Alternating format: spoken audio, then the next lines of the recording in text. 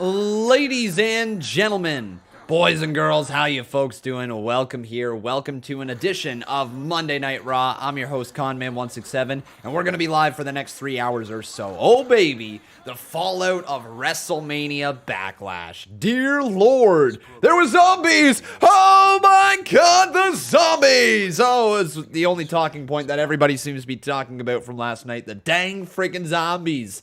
All right. Oh boy, everybody, you know we're going to break everything down. You know we're going to talk about the show here today. We're going to talk about last night's show as well. We're going to talk about a lot of things. But before we get into that, let's jump straight into your Conman Certified roll call. So who do we got in here today? We got Reth Solins up in here. We got ourselves Kevin Langoff. How you doing? We got Roger Dodger. Selassie. How you doing? We got Brian Schaefer up in here. We got King of Fate. How you doing? Abel Cruz. Wait. Who does Bobby Lashley have with him? Oh my, Bobby's got a lot of gals. Matthew Bonneau, how you doing? We got Gavin Mangus, how you doing? We got Tevin Walker, Grady Dose, good to see you too. We got Aled Thomas in here. We got Eddie Annis, how you doing, man? We got Josh up in here. Welcome, Blake Lewis. We got Steve Taylor as well. But man, Bobby Lashley has a bunch of girls around his waist and still his gold around his waist. Bobby Lashley looks like he's got, it looked like he had himself a good night last night after that championship defense, if you know what I'm saying. Anyways, in the ring right now is Mr. Montel Vontavious Porter, MVP. Universe, it is my honor to present to you Steve Taylor, you jerk butt. Almighty WWE Champion, Bobby Lashley!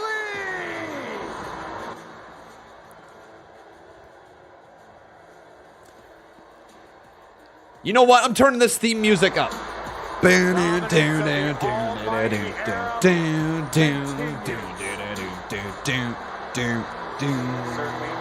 reason for the WWE Champion to celebrate.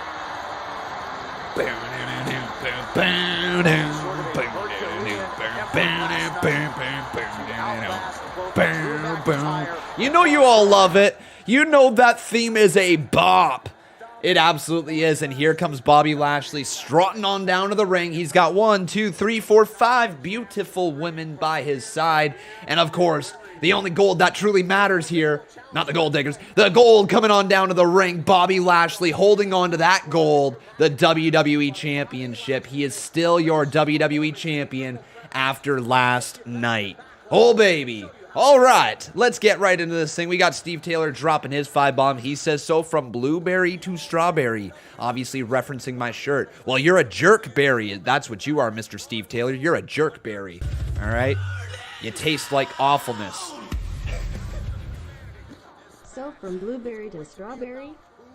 Yes, but blueberry to strawberry here tonight. But with that, my friends, we got ourselves a new boss, and his name is Steve Taylor. Good job, Mr. Steve Taylor. You have become a one-time Boss Battle champion, I believe. Yes, Steve Taylor.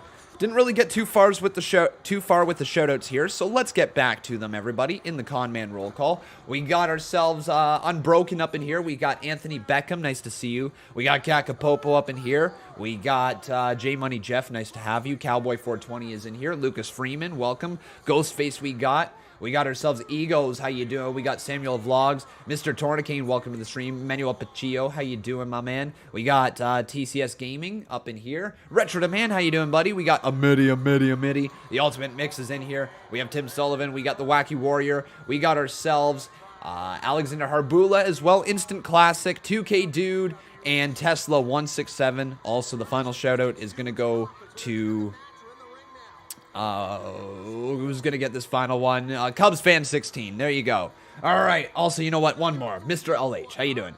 Back to Bobby Lashley and MVP. Always do. May I? It is my honor, my pleasure to stand here with the almighty WWE Champion, Bobby Lashley. And the glamour. What Bobby Lashley did last night was Herculean. He beat two of the absolute toughest, strongest, meanest competitors on the entire roster. Today, the monster among men is nursing broken ribs. And Wow, the Braun Scottish Strowman's Warrior, got broken ribs? he was so devastated by the match last night, he couldn't even get out of bed this morning. While the Almighty was thrown through an LED screen, yet still had the temerity to make it back and take his Temerity. WWE Interesting word. Championship. But there you go, Bobby. Your WWE champion still. Do you guys like it? Yes or no? Thumbs up, thumbs down. While injured. All of that damage. Show him your fist. Show. I think his knuckles were damaged from repeatedly smashing his fist into the faces of Braun Strowman and Drew McIntyre. You don't understand what kind of excruciating pain. I don't know where they're going through. from here. I don't know if they're going to go Drew McIntyre, Bobby Lashley, he and Hell in a maintained. Cell. I don't know if they're going to go in a different Champ, direction. when is the Almighty Do they era go gonna Brock end? Lesnar? I The don't know. almighty era never ends. And you are all blessed to witness it. Now tonight, as you can see, it's supposed to be a night of celebration. The champ was supposed to have the night off. However, you sure you want to do this, champ? Absolutely. No nights off. Wait, is Bobby going to compete? All right. On behalf of the almighty WWE champion, I am issuing an open challenge Oh, to anyone in the WWE locker room that wants to step up and face the offer was okay, here comes Drew. not even the champion expected to hear this music tonight. And guys, don't forget, the Scottish Warrior, Drew McIntyre, did not lose last night because Braun was the one that got pinned. And you got a question 24 hours after defending the WWE title, the intelligence of Bobby Lashley and MVP. That's the dominance. That's the confidence of Bobby Lashley. Okay, I'm going to see where this goes before I get all upset. If it's this match again, I do not want to see it. I'm sorry if this is the match they're about to give us. I do not want to see it again. However, let's see where this goes, okay? But, geez Louise. Mr. Luck7, how you doing, buddy? Thank you so much for your support. Nuts to have you up in here. That's a lucky luck bomb. McIntyre's first loss last night in a WWE triple threat match. He fell into one. Uh-oh. Drew grabs the microphone. Snatch the mic from him. I think that's a fantastic idea. What a fighting champion. I can't think of a better way to impress your lovely ladies than Lashley versus McIntyre for the WWE Championship tonight. Oh. All right. Is that clear enough? I accept. Excuse me. Being rude and disrespectful and brutish as you often are, you're so crass. You interrupted me before I was finished. What I was going to say was an open challenge to anyone in the locker room except Braun Strowman and except Okay. you. Okay, alright, so they're not going to let him have the match. Back That's of the fine, line, but Drew. does this mean we're going to extend the feud even more? Brilliant decision Oh, by Drew McIntyre just punched down Bobby Lashley. Drew McIntyre furious. Obviously not what Drew McIntyre wanted to hear. McIntyre thought He was going to get a WWE title match. Alright, MVP holding back Bobby Lashley.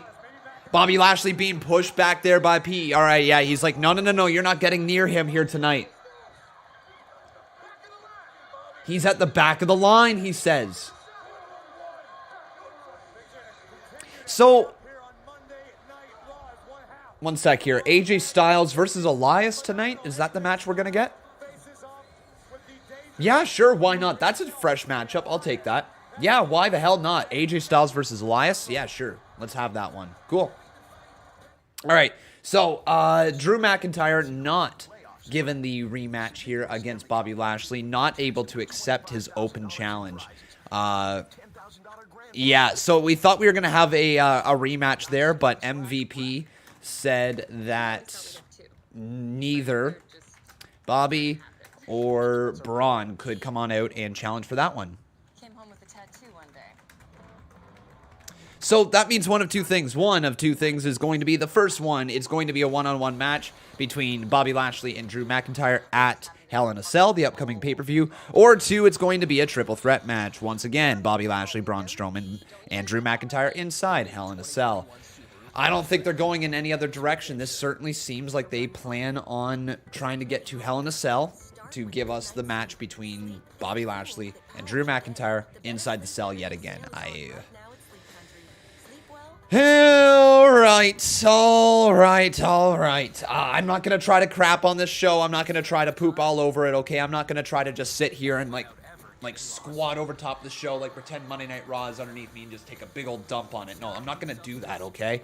But I really, really, really hope that WWE isn't trying to build to Bobby Lashley versus McIntyre inside Hell in a Cell. I really hope. That was a long 11 minutes, wasn't it? Oh, yikes. Oh, yikes, my friends. Tonight might be an adventure. Oh, wow. Okay, guys. That was 11 minutes. That was 11 minutes. Buckle up, folks. All right, so let's get on here with our donations. We got ourselves Bradley Robinette dropping 2 bomb. Thank you so much there, Bradley.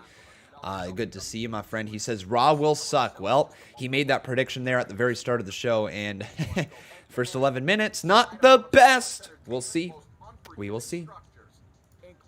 But thank you very much there, Mr. Bradley. And then we got ourselves, are you sure about that? And his name is John C.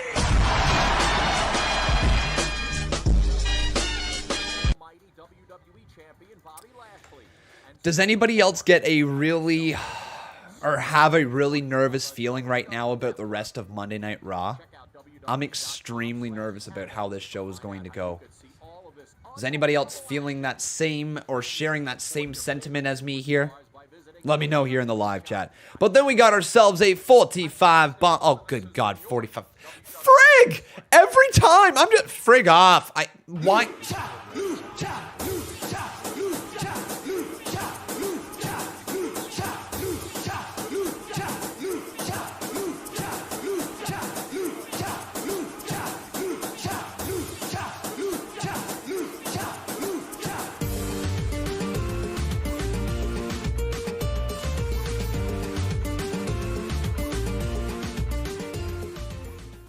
All right, there you go. Clover 4 leaf, clover 4 leaf, clover 4 leaf, clover 4 leaf, clover Shamrock Lucha.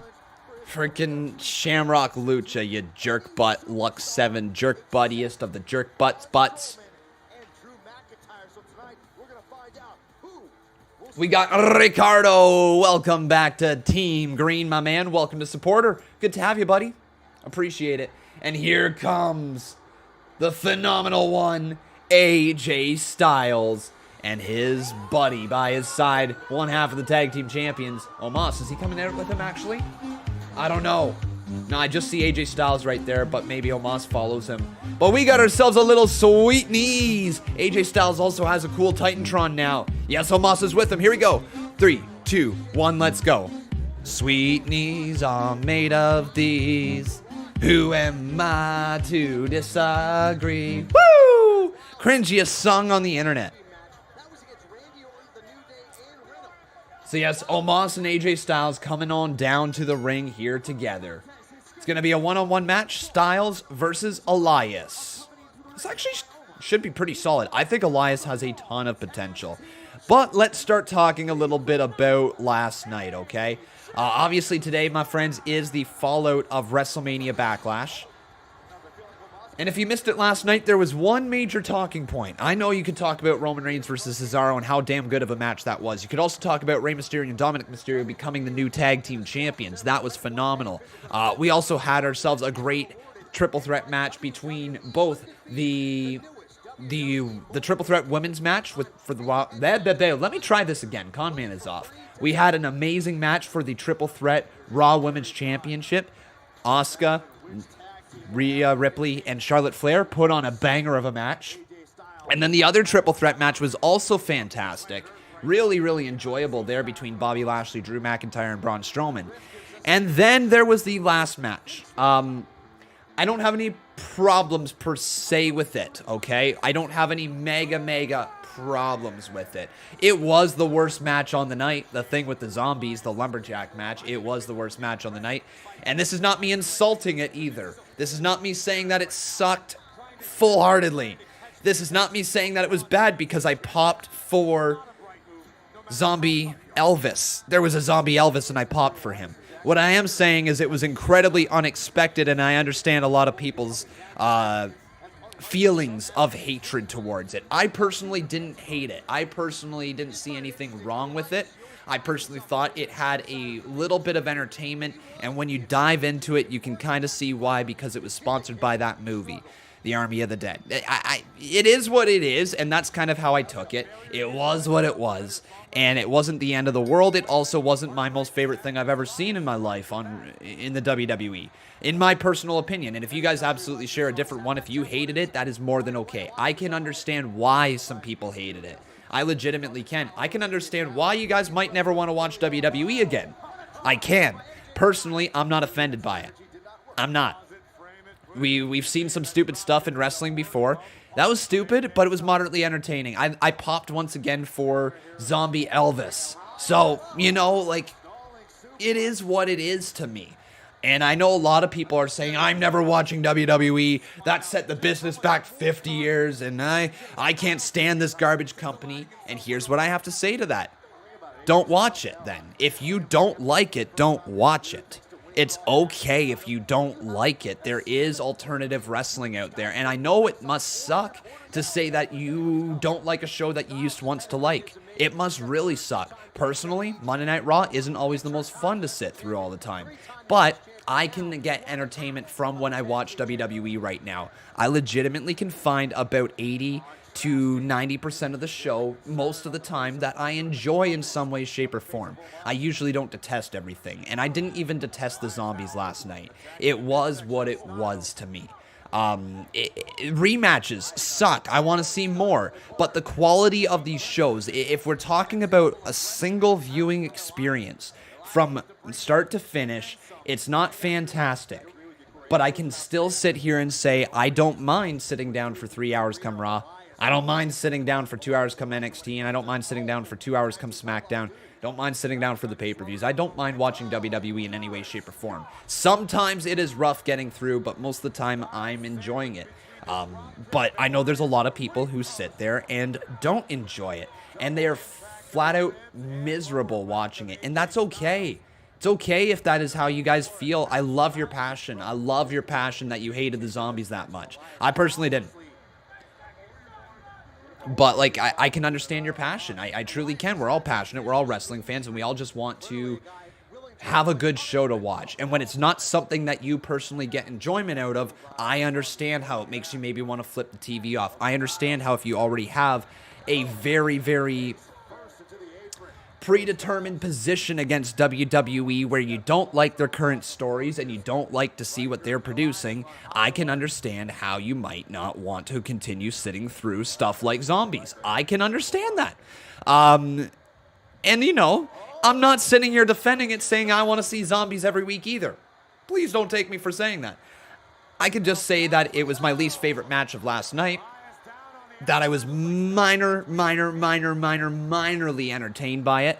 I popped for Zombie Elvis, and I hope we get ourselves a Miz Zombie. Because over on Twitter, guys, I'm not sure if you saw it, Miz actually tweeted out something that he said he's fine. He feels great after last night's match, but it was literally a photo of him as a zombie. So maybe we get the Miz Zombie, which is something I said, hey, let's do it. If we're going to do a zombie bit, might as well go all in on it. I legitimately, so once again, guys, I can understand people's dislike of it. I can. I also can understand people's love of it. Because I can. Because wrestling is ridiculous. It's silly. It's sometimes stupid. And sometimes you just have to lean into it that it is a silly, stupid thing from time to time. And that's what they did last night. It was on a filler match, if you will. Damian Priest didn't lose, so if you really want to be upset about anything, you can be upset that a former WWE champion was eaten by zombies. All right, or eaten by zombies. You know, you can be upset about that if you want to really dive into what the presentation of the WWE title is. But outside of that, I really, truly can't see too many reasons why people legitimately could not accept it for what it was. Because, like, again, I understand the anger. I understand people throwing their arms up in the air and saying, God, this sucked. But the rest of the show was fantastic. Right? Last night, the rest of the show was fantastic. Opening match, the women's triple threat, fan-flippin-tastic. The tag team match with Rey Mysterio and Dominic Mysterio, fan-flippin-tastic. The World Championship match for the WWE title and for the Universal title, both of those fantastic as well. It was just the zombies. That's all people are focusing on. And for me, and even hell, the pre-show, we had ourselves a fantastic pre-show. Ricochet versus Sheamus. There was a lot to love about last night and only a very little bit to truly nitpick. Two things people were nitpicking. It was too predictable, and the zombies. Predictable, I say screw that. That was the right call in every single match. And zombies, well, what are we talking about 24 hours later? It did its job. Somehow, some way, it did its job. If you're talking about it here 24 hours later, and we're going to talk about it, you know, probably this upcoming Wednesday, and we're going to probably talk about it this upcoming Friday, you know, like, it did its job if that was the case, to get people talking about how stupid it was, or how entertained they were by it, or how ridiculous it was that there was zombies on wrestling. You know, like, that's all it was. It was meant to get people talking about that match for in some way, shape, or form. Whether you don't like it or not, whatever, it got people talking. And I think that's where we have to leave it with that, because, like, you know, it's going to be a split thing. People are either going to love it or hate it. You put zombies on your wrestling TV show, people aren't going to be thrilled across the board, but some people are going to be. So anyways, people are asking me for the poll of this match. I guess let's get this up here now. I guess we had ourselves our little talk there about the zombies. But actually, you know what? Before we do the poll, let me ask you here in the live chat, did you like the zombies? Or, yeah, did you like the zombies? The answer will either be yes, or the answer will be no. Let's get a good look here, guys. What does the Con Man community feel about the zombies? Because once again, this is a community. It's not just my takes. It's not just my opinion. It's all of our opinions. That's why we have the polls here. That's why we have the live chat. That's why we have all of that stuff, so you can make your voices heard. But here we go, guys. Let me know. Did you like the zombies? Vote yes. Vote no. Right here in the live chat. Vote yes. Vote no if you like the zombies from last night. Hey, Mika. How you doing, my friend? Welcome back. Nice to see you.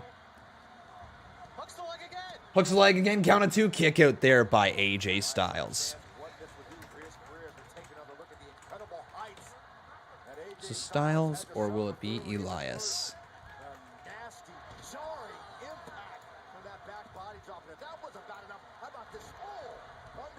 Cool. Cool. Yo, Mr. Jason Barker. How you doing, buddy? Good to see you. We'll get around to that in just a hot moment, my man. Good to see you. Good to hear from you.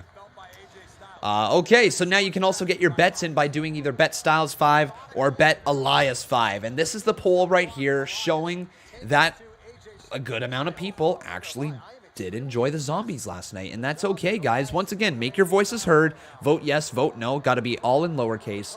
But make your voices heard, my friends. Elias kind of posing in front of AJ Styles and then dropping the knee right there across the throat of AJ. Now into the cover. Elias hooks the leg, count of two, kick out by Styles.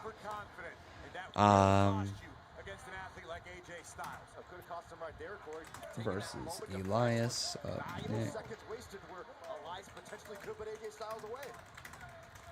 Cool.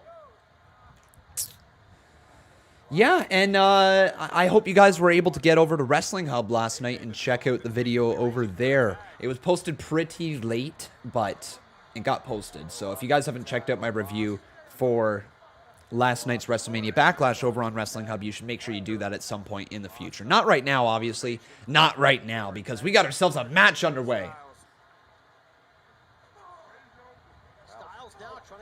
Styles now trying to fight back into this one, but Elias just takes him down. Down to the mat. Now Styles, Enziguri catches him on the side of the head. On the side of that head, boy. What do you guys think about Elias? Truly Elias, because I think there's big stuff ahead for him if they could truly line up the story. With live fans, Elias is money. Legit money with live fans. I don't know without live fans. I feel like his star power has kind of fallen without live fans.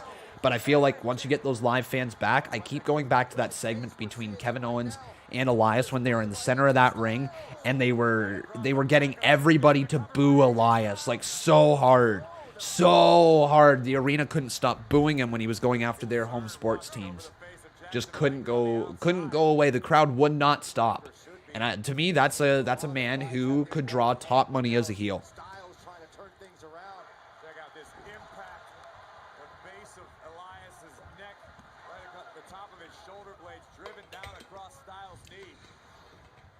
Styles now getting that second win. Oh, Styles thinking Styles clash. New stage is said to be being built right now. You talking about for WWE? Interesting. Oh, hang on, Styles. Oh, he was going for the Styles clash, but Elias caught him right there. And then there's a high knee there from Elias. Right on the button. And then, final cut. What? Into the cover. Count of 1. Count of 2. Kick out by Styles. Damn. Damn. Also, by the way, it's about a bajillion degrees up here. Legit, about 1,000,000 degrees. I'm going to ask Becca if she can turn down the heat.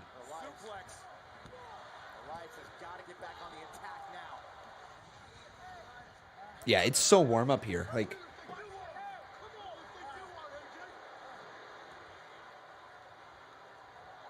On the shoulders of Elias. Oh, Styles raining down those elbows. one sec. People saying AJ Styles is bleeding. Where is he bleeding from? Great wherewithal by AJ Styles. I can't tell, guys. You're saying Styles bleeding. Is it from the mouth? Oh, big chop there from Styles. Catches Elias right across the chest. Now Styles charges back into the corner. Phenomenal form. Or not the phenomenal form, just a regular form. Styles looking to go. Oh, come on. Come on.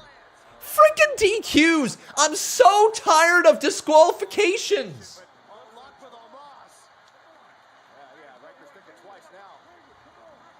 I'm so tired.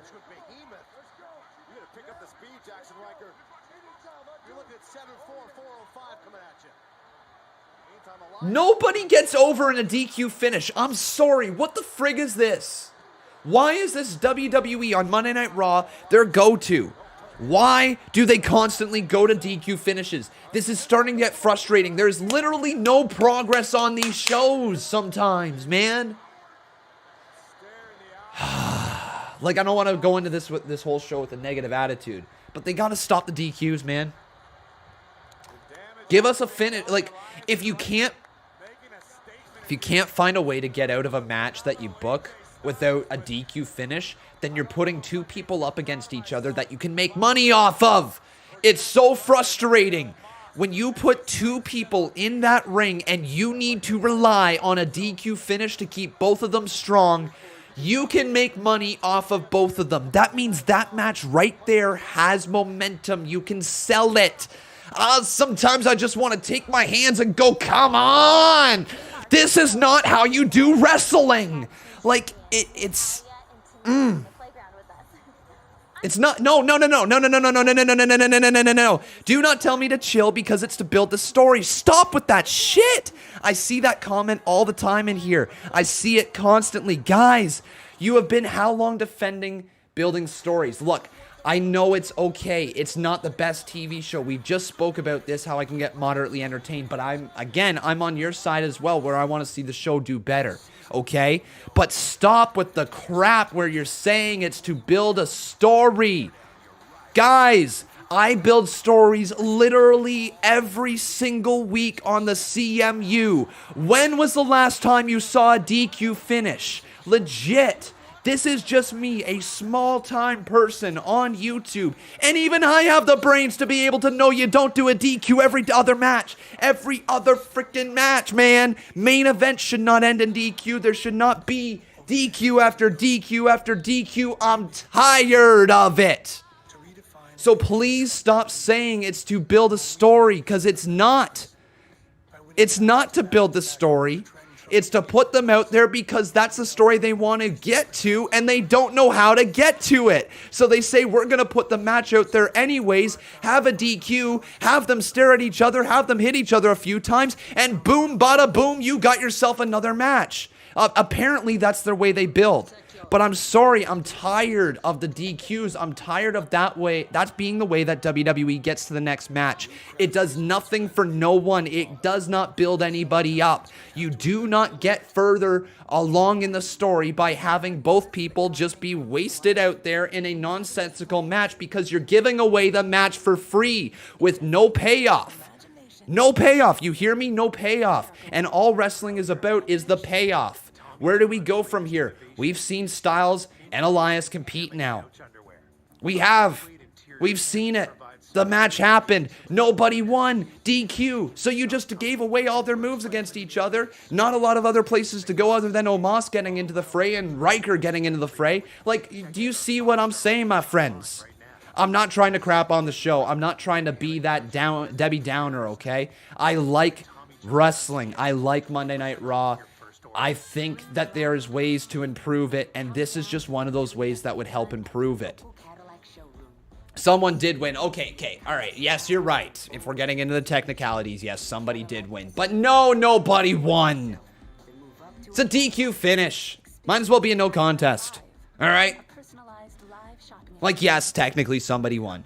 Just, here's the thing. I really, really want to know why this is WWE's over-reliance. It's fine from time to time to do a DQ finish. I don't hate the DQ finish. Like, this is the thing. Once again, guys, you hear me talk about DQ finishes. You hear me talk about surprise roll-ups. You hear me talk about things like that when the time is right. It shouldn't be on every show.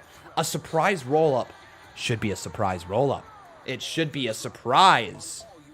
A DQ finish should be a surprise. It should be used to get heat on the situation when needed.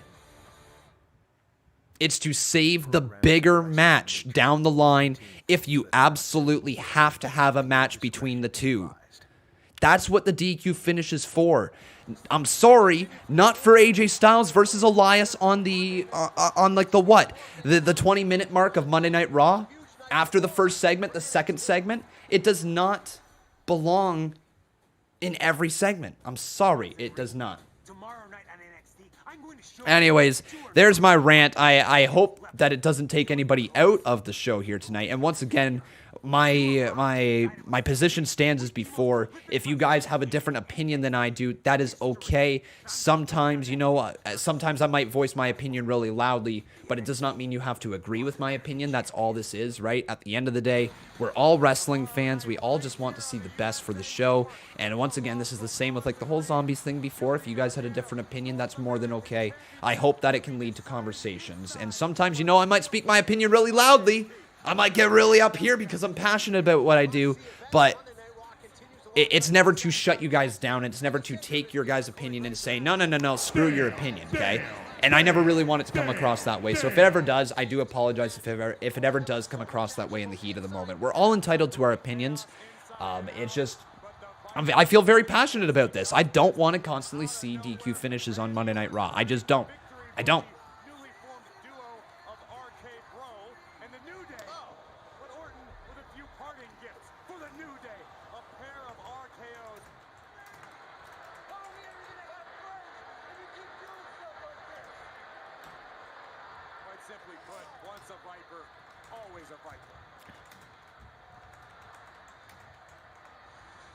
All right, so here is our RK Bro backstage.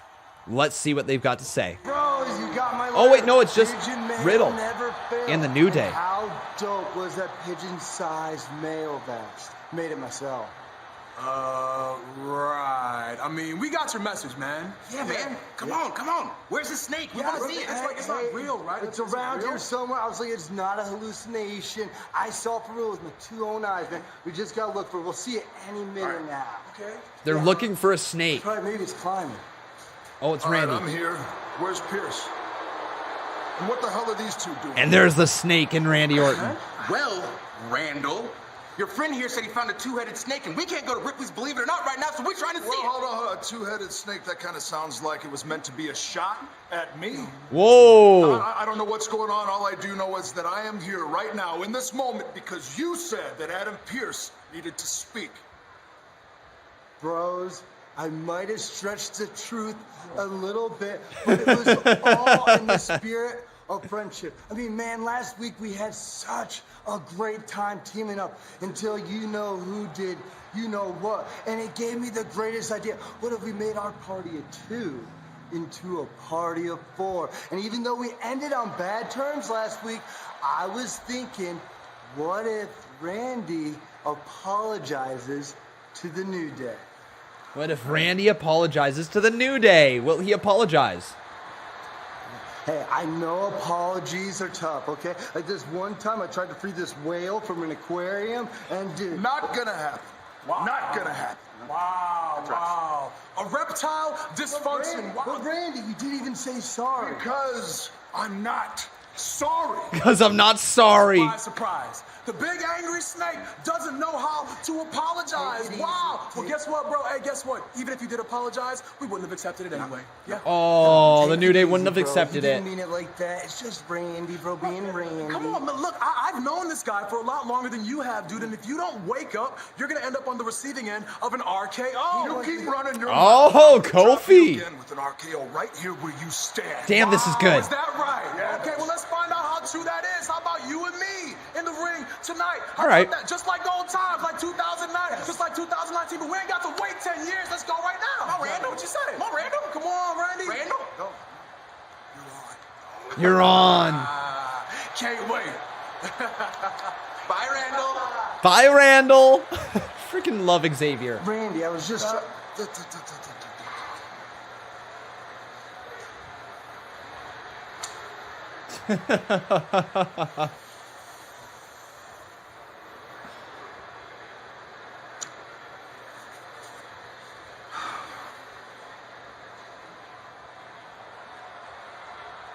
Riddle. Good God. Here's Alexa. I know. I'm excited too. Hi. We are so excited because we have two brand new friends coming to play with us on the playground. They are the new women's tag team champions from Friday Night SmackDown, Tamina and Natalya. Ladies, congratulations. All right. They're on Alexa's playground. Thank you so much. Tamina and Natalya. It was This no is easy creepy. task beating two of the strongest women in all of WWE, but we did it. And it's a moment that we're going to cherish forever, and it's also Tamina's very first championship. in Tamina's WWE. scared. Super duper, that is nice. Can we go now? Wait, I haven't even asked you guys the tough questions yet. Oh, Alexa hasn't even asked them the tough questions yet, apparently. Lily wants to know, what's your favorite color?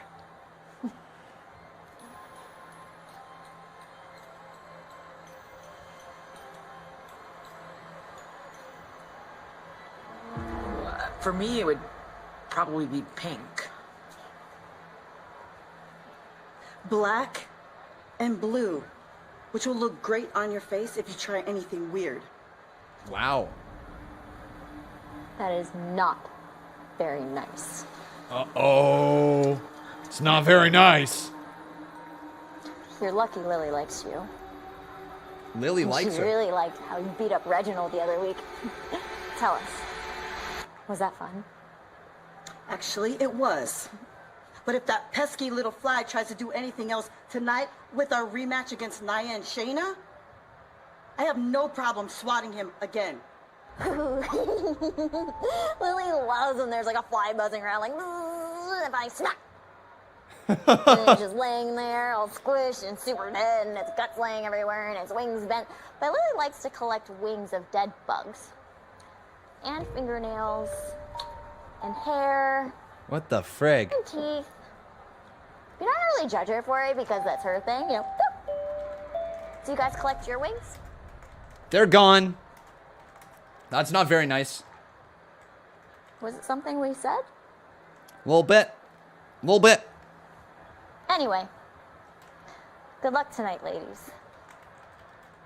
We'll be watching. We're really glad that you're our friend.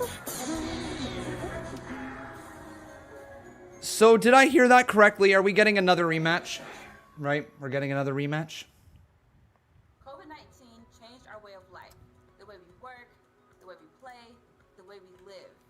But right now, COVID-19 vaccines are available to millions of Americans. Let's get back. Another rematch. Get vaccinated. Roll up your sleeve and do your part for those you love. This is our shot, and we can do this together. Yeah, wow. All right.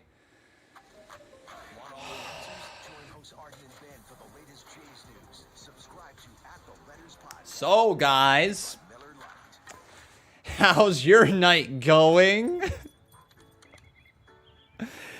Oh, that's only been 40 minutes. Oh, that's only been 40 minutes.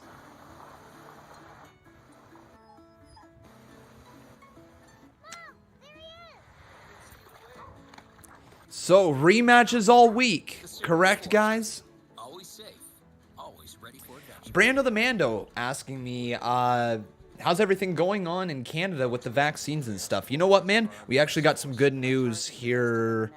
I think it was just today, actually. Yeah, it was today. I woke up to this news. Yeah, starting tomorrow, everybody in Ontario 18 and plus who wants to get the vaccine can get the vaccine, which is good for me because I have not been in the group yet that has been eligible to get the vaccine. So I'm still waiting on my first shot, and I should be able to book it tomorrow morning at 8 a.m. I'm going to set my alarm to get up and just get it booked. So, yeah, that's kind of good news for me right here. I'm the last one in my family to be able to get it, and so that goes down hopefully soonish, I would hope. Hopefully I'll be able to get it. But anyways, we're not going to focus our attention on vaccine talk or anything like that. No need to. We got ourselves a 30 bomb over here from Mr. Jason Barker. How you doing, buddy? How you doing, my man? It's good to see you. He says, what's up, con man? Sorry I'm late. I just got off work and did a 8, almost 9-hour shift. I'm better from whatever happened to me on Friday. I'm so glad to hear that there, Mr. Jason Barker. Get that rest, though. Continue to get that rest because, dude, you got to stay rested. You're a hard working man, and you put in those hours. So, truly, dude, make sure you take care of yourself. Drink lots of water, lots of fluids, all that stuff. You know, I might sound like your mom, but sometimes it's good to hear from another person. But glad to see you're doing better today, Mr. Jason Barker. Hey, hey, ho, ho, let's go. Miz and Morrison. Hey, hey, ho, ho. Yeah, you know Miz and Morrison. Hey, hey, ho, ho. Miz and Morrison. Hey, hey, ho, ho. Here we go. What's up, con man? Sorry I'm late. I just got off at work. Did a almost 9-hour shift. I'm better from whatever happened to me on Friday. That's such good news there, Jason. And with that, we've got ourselves a new boss, and his name is Jason Barker. How was my day? It was good. Busy. Excuse me. Yeah, busy. I had a ton of bills here due today. First time at the new place that we had all these bills due, so I was kind of organizing that, getting all the payments set up. I was on the phone with a bunch of people getting that all set up here today. And then, of course, I had to record the CMU today, which I got 7 of the 10 matches done. I hope to be able to record the next 3 matches tomorrow. Tomorrow before we go live. We're also going to be live tomorrow with... It's Armageddon 2003, correct, guys? Hey, Angel Garza gonna come on out.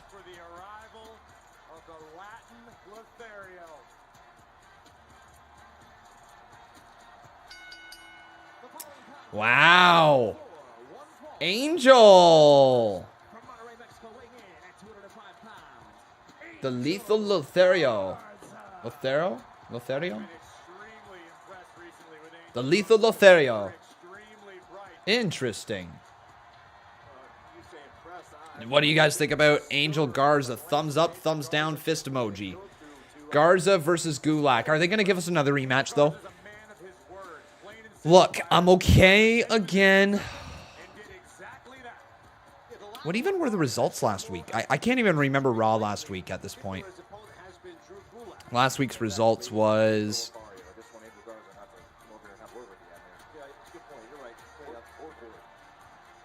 So would it have been 2 weeks ago that this match happened?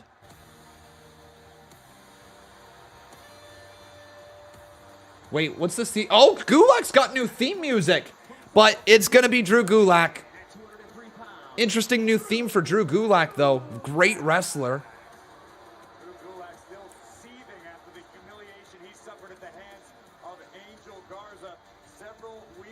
So, yeah, it was just a few weeks back, 2 weeks ago, guys, that this match happened where Garza kicked the Rose right up the booty. That's right. He kicked the Rose right up the booty of Drew Gulak. So another rematch. Okay. Embarrassed and humiliated. What's your point? My point is you embarrassed and humiliated me. Let's say there's the next time. I mean, at the bare minimum, at least they're giving them time on TV. But if WWE wants to do rematches, I personally believe they should have like a best-of-3 series or a best-of-5 series. Give it a reason.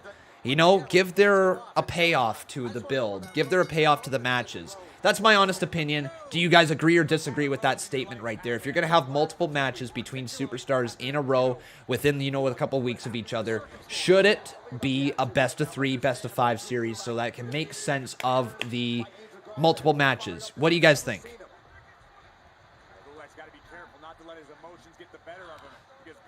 It would make it feel more like a series, right, for the middle of the card. Just feel a little better.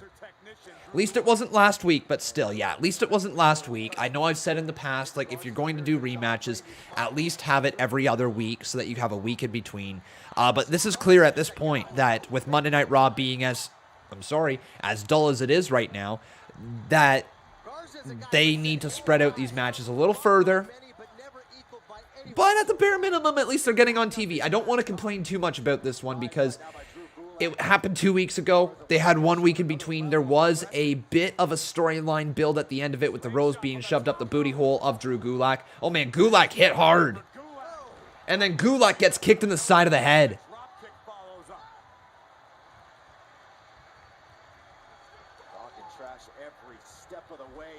But Gulak...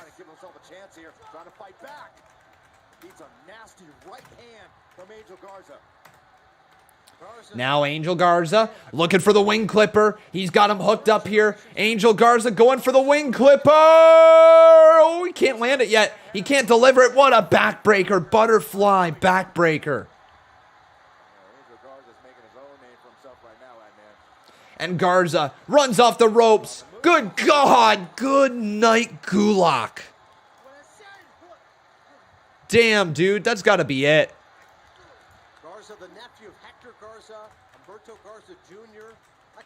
Angel Garza to put an end. Yeah, what's the point? He's going to just beat him, isn't he? Yep, here it is. Time for a little wing clipper. What a sell from Gulak. To the cover, 2. Garza wins. That's the right call. But man, rematches. All right.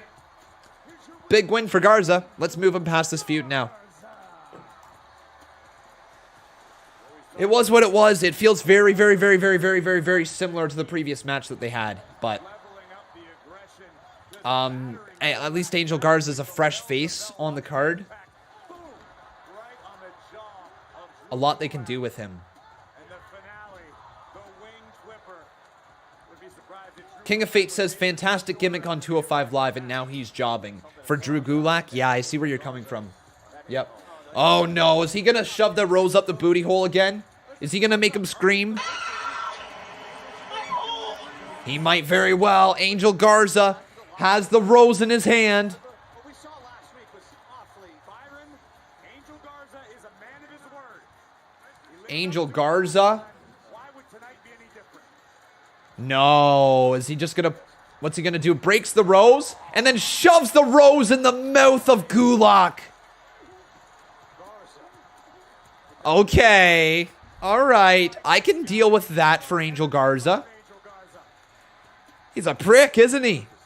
He's a full-blown prick. I mean, yeah, sure. Angel Garza looking pretty solid moving forward. But we got to move him past this feud with Gulak. Uh-oh, is it time for the 24/7 championship? Excuse me. Looks like it is. I haven't seen him. I heard he's on vacation. Something's wrong with my eyes. When I close them, I can't see nothing. Truth, it's me. We're gonna host Raw Talk together later. I know it's you. Tozawa's in the background. What's up, KPZ? Bro, I almost didn't recognize you. You're a lot shorter at the desk. Bro, it's no laughing matter. I gotta stay on a low profile. I heard there was an open challenge for my baby tonight. Bro, I don't like Heads up, Truth. Unfortunately for you, it's Tozawa holding an open gonna challenge. slowly climb down the steps in the background. Bobby got an open challenge. Huh. For a minute there, I Tozawa thought, okay, slowly. Good. Let's see how Bobby feels when the turntables. No. Let's see how Bobby. Tozawa's a ref into the cover. 1, 2, 3. Oh no, my God! No!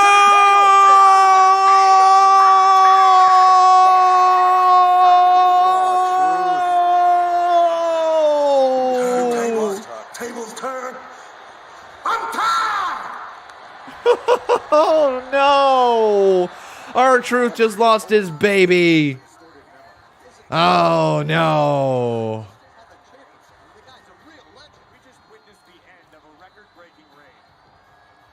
We just witnessed the end of a record-breaking reign, says Corey Graves. Oh, good God, dude. Big Tiger, my man, okay? I love you, buddy. I love your overall interest in the CMU. I will get around to the CMU roster when I can. I promise you, it is on my list, but it's on the bottom of my list. It is not a pressing deal. Live streams, other content, and, of course, getting this house set, and, of course, looking after my personal life as well, is all first and foremost above that CMU roster list. I will get around to it, I promise you, but please be patient. This is about the millionth time you've asked.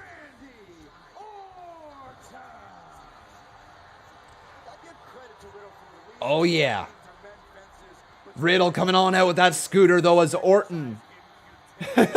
Riddle singing the theme song of Randy Orton. They talk to me.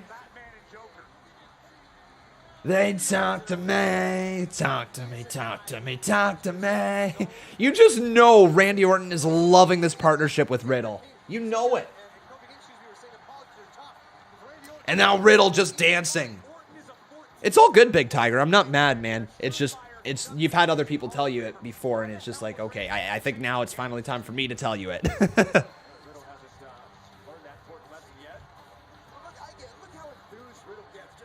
Randy said stop. Oh. Money in the Bank is still going to happen as planned for us here on this channel. Still going to happen completely as planned for us here on the channel. Okay, my friends? Since you're private. Chance. All right, sounds good there, Lucky.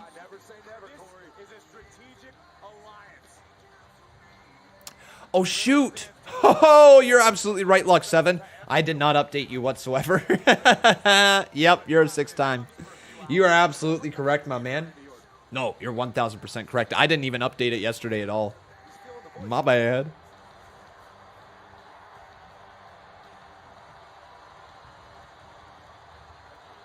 Riddle doing his pose in the ring as well with Randy Orton. Oh.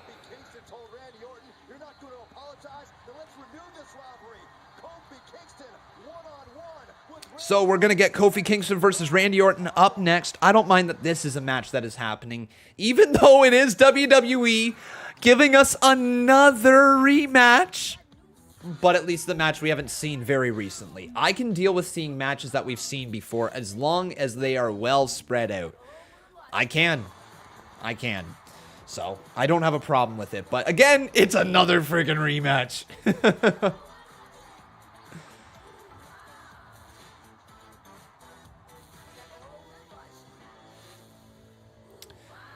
Have you guys been following along what's happening to AMC right now? Ooh, have you guys seen the aftermarket of AMC?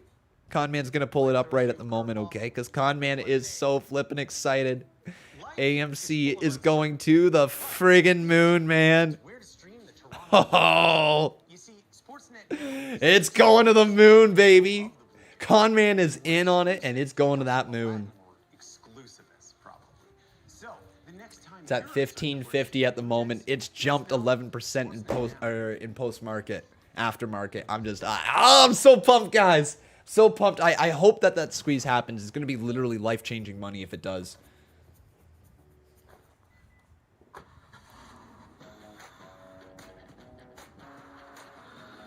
To the moon. You're damn right. Damn right. That's where I'm going. And I promise you guys, I'll let you know. I'll let you know if we hit it big. You're gonna change, right? Change. What for? But the winner was AJ Styles via DQ. Excellent, Brandon, but it's not dessert without whipped cream. Hit me. You sure about this? Come on, I don't live by society. Khan will finally be able to buy a real championship belt. Goodness gracious, does this plastic belt not do it for you on the wall? Is this not good enough for you? Oh man.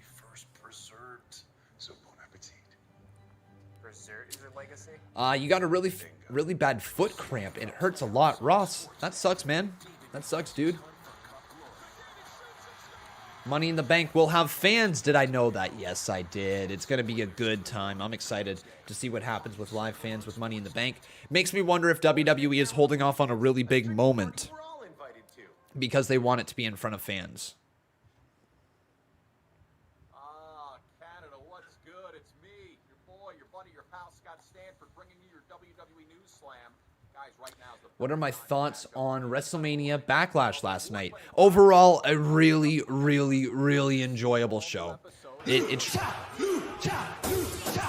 kidding. You're kidding. Lux 7 dropped a 45 bomb, and King of freaking Fate.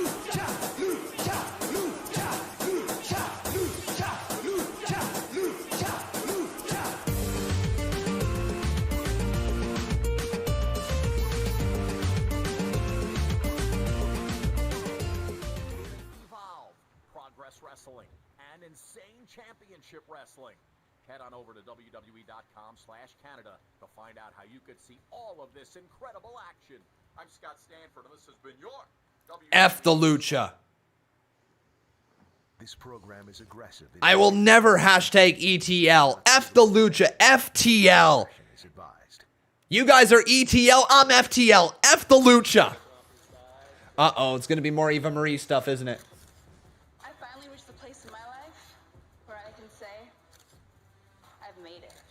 She's made it, she says. I have seen levels of fame and fortune that I could never have imagined in the beginning of my career.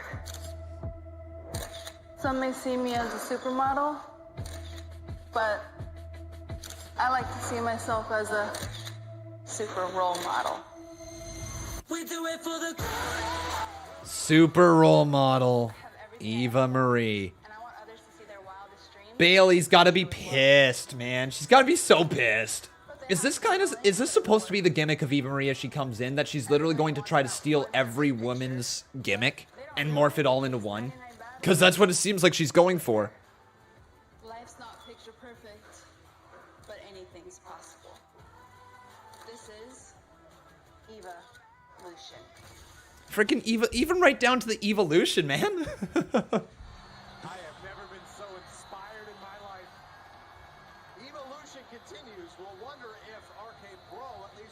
All right. I'm not gonna fondle the Lucha.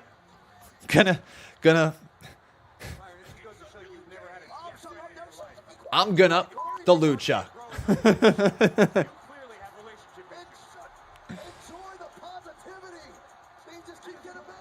Here comes Woods and Kofi Kingston. All right.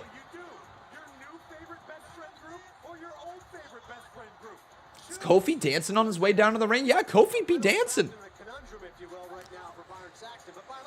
So let's get this up on the screen. Randy Orton.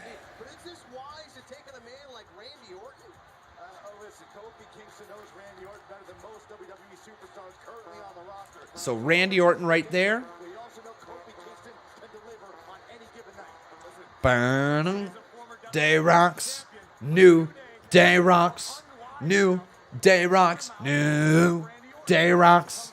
Get it, folks. Chant it. You know you want to. So Randy Orton versus Kofi Kingston going on down in this matchup here. So there's Kofi. All right. And then, by the way, thank you very much there, Mr. Luck7. I appreciate you, buddy. So let's get the poll up here on the screen. It's either going to be Kofi Kingston or it's going to be Randy Orton. These guys know each other really well. I said something during my very first Wrestling Hub review that Randy Orton and Kofi Kingston had a WrestleMania feud. That clearly was not the case. It was a SummerSlam feud. But yeah, these guys know each other very well. And you can let me know in the live chat who do you think is going to win by either doing Vote Kofi or Vote Orton right here, once again, in the live chat. And Randy Orton has to roll to the outside of the ring. And Riddle going to go over to Randy. See how Randy is doing. Kofi Kingston back out towards Randy Orton. Oh, and then a kick right to the hamstring from Randy Orton. And then there's a knee right to the side of the head of Kofi Kingston. And this is where Randy Orton starts to become really dangerous, when he can pick apart a body part. I'm doing pretty good. Let's go. Thank you for asking, my man. Hopefully you're doing wonderful here on this Monday night.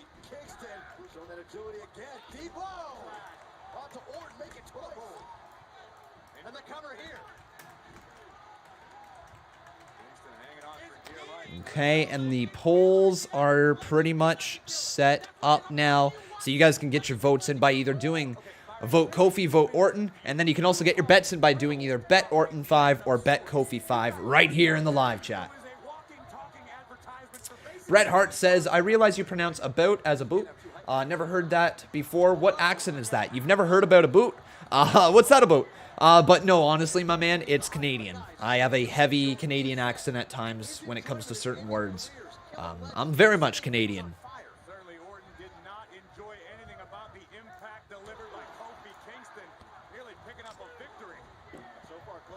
So far, Kofi Kingston has been in control of most of this match, which is kind of a surprise to see with Randy Orton.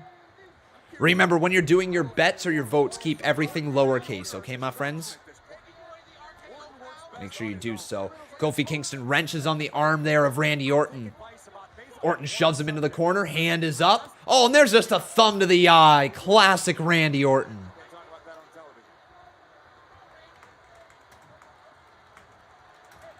Maybe the coaching worked out here as Randy Orton's been able to turn things around now against Kofi Kingston. Big uppercuts from Orton. Getting to chip away at Kofi Kingston. This is where Orton begins to unleash. But Orton also possesses a healthy respect. Randy knows as well as anyone how tough Kofi Kingston truly is. The will of Kingston. Cool. I'm just writing down some notes. As you guys know, I'm trying to keep more track of all my thoughts throughout the show. That way, if I want to express some stuff to you guys, I can kind of go back to it and I can say these are my thoughts. I'm trying just to make this a little bit more of a formatted show as well. Keep my thoughts all organized. So if you ever feel me being pulled away from the attention just slightly to type something, that's the reasoning. It's nothing too crazy. But yeah, it really helps me control my thoughts. Not control, it really helps me collect my thoughts. That's the word I'm looking for. And to get them all out there properly with you guys. So keeps it all straight for me, you know what I mean? But right now, Randy Orton's got a deep side headlock locked in on Kofi Kingston. Roger Dodger says, one of these days I'll do a call-in and y'all hear my Texas Southern drawl. All right, I look forward to it, my bud. Really look forward to it, Roger.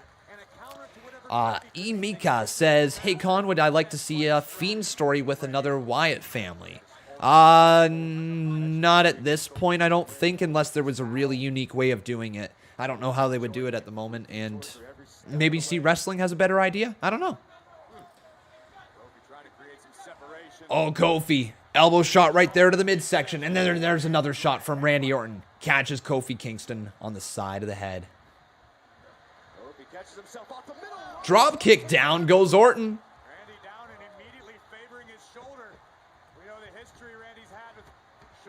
And Kofi Kingston's going to try to get them back into this matchup. Orton holding on to his left shoulder throughout this match.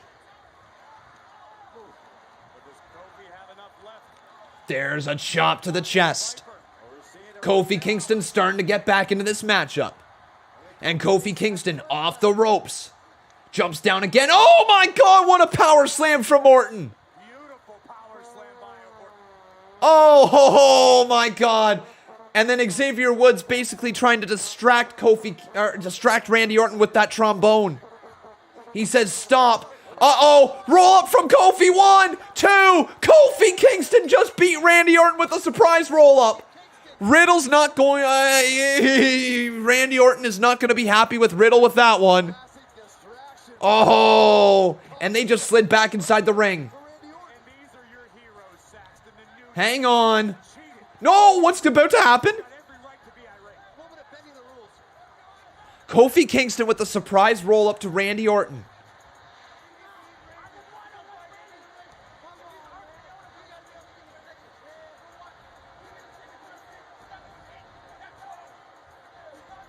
What is Randy about to do? Randy possibly considering RKOing Riddle? He doesn't though. Riddle just left alone. Oh, hey, oh! Riddle just shoved over Xavier Woods.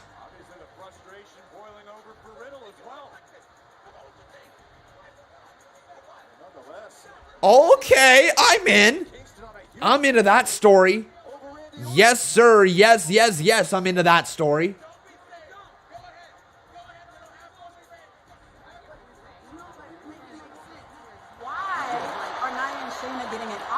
Riddle didn't turn fully heel, guys, but he's starting to show signs of something. Interferes. Okay. No, I didn't forget any donations yet. We'll get around to them, guys. Dana and I, Promise you. Actually beat Nia and Shayna last week in a 6-woman tag team match. Yeah. So whoever should be next in line for a chance at the women's tag team titles, Sonya, it's us. And no matter who wins tonight, we want next. Okay. All right. Yeah. We all win. Ladies. You've all had a million chances, and you've blown. There's Charlotte. Cruella DeVille inspired Last night? gear. What was that? That's what I thought. Okay. Ladies, we will figure out who's next in line for the tag team title opportunity after tonight's title match. Right. But if you guys will excuse us, Charlotte has a private matter she needs to discuss with Adam and I. Private. Thank you.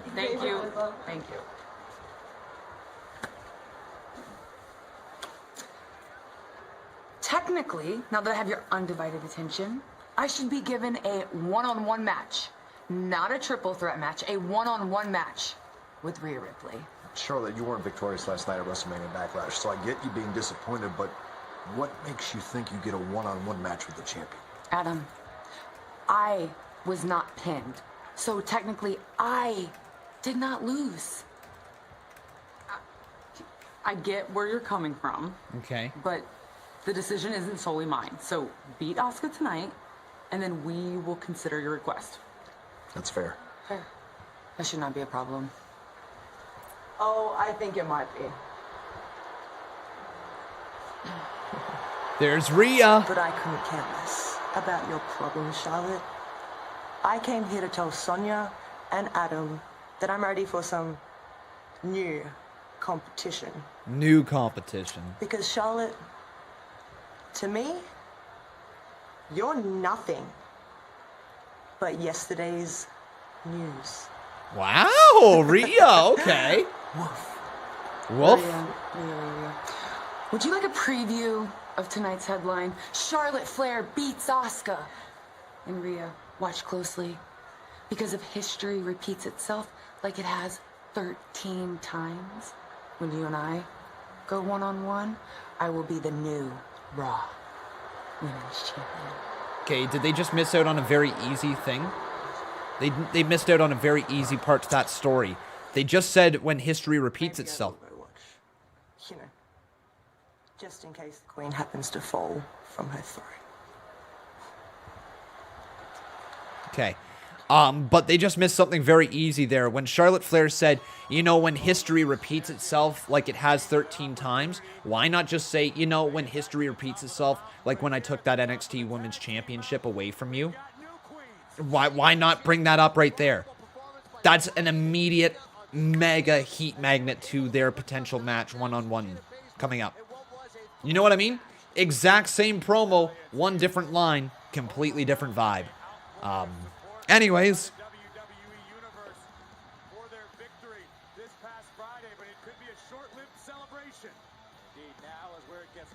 So it's time for the, well, another rematch.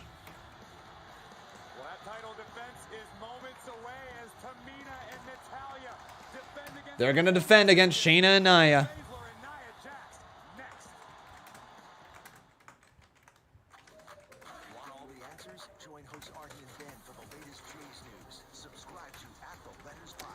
Another rematch, my friends. Another rematch.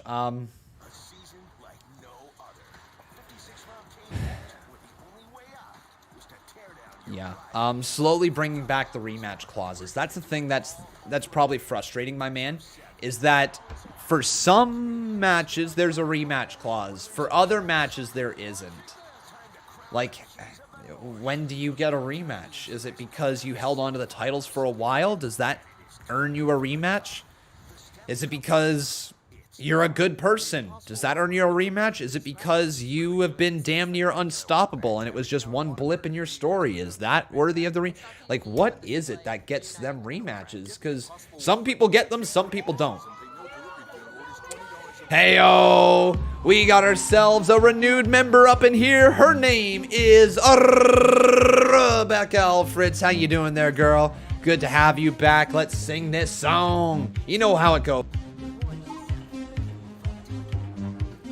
Sweet knees are made of these. Who am I to disagree? Woo! Oh yeah! Thank you. Welcome to Team Green, Rebecca Alfreds. New taught me how to build healthier habits with psychology. So now I'm Yeah. I feel great. Yes, Raul. Yes. No. You know what? Ha ha ha ha ha ha ha ha ha ha. Con Man's gonna do it again. He's doing it again. Get ready, suck a big one, Raul, and let's sing it. 3, 2, 1, let's go. Sweet knees are made of these. Who am I to disagree? Yeah. Oh, sucks to suck, Raul.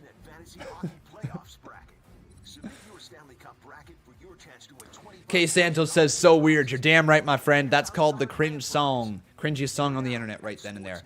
Then we got ourselves, oh, good God, guys. Oh, my good God. No.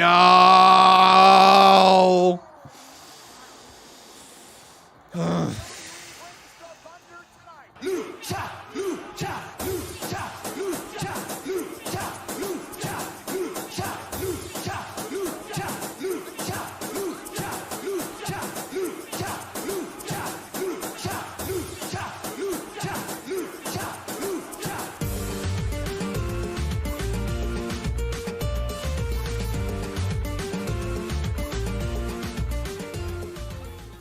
The Boss Battles is brought to you by Lucha.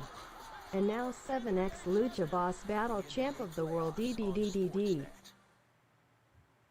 This program is aggressive in nature. It may contain I will never embrace the Lucha. Discretion is advised. I will never embrace it. Stronger Together is brought to you by Progressive. Never. What do you guys need? Never.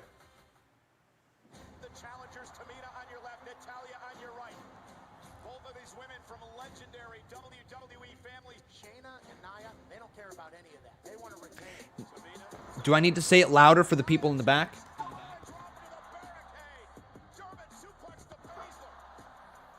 I will never embrace the lucha.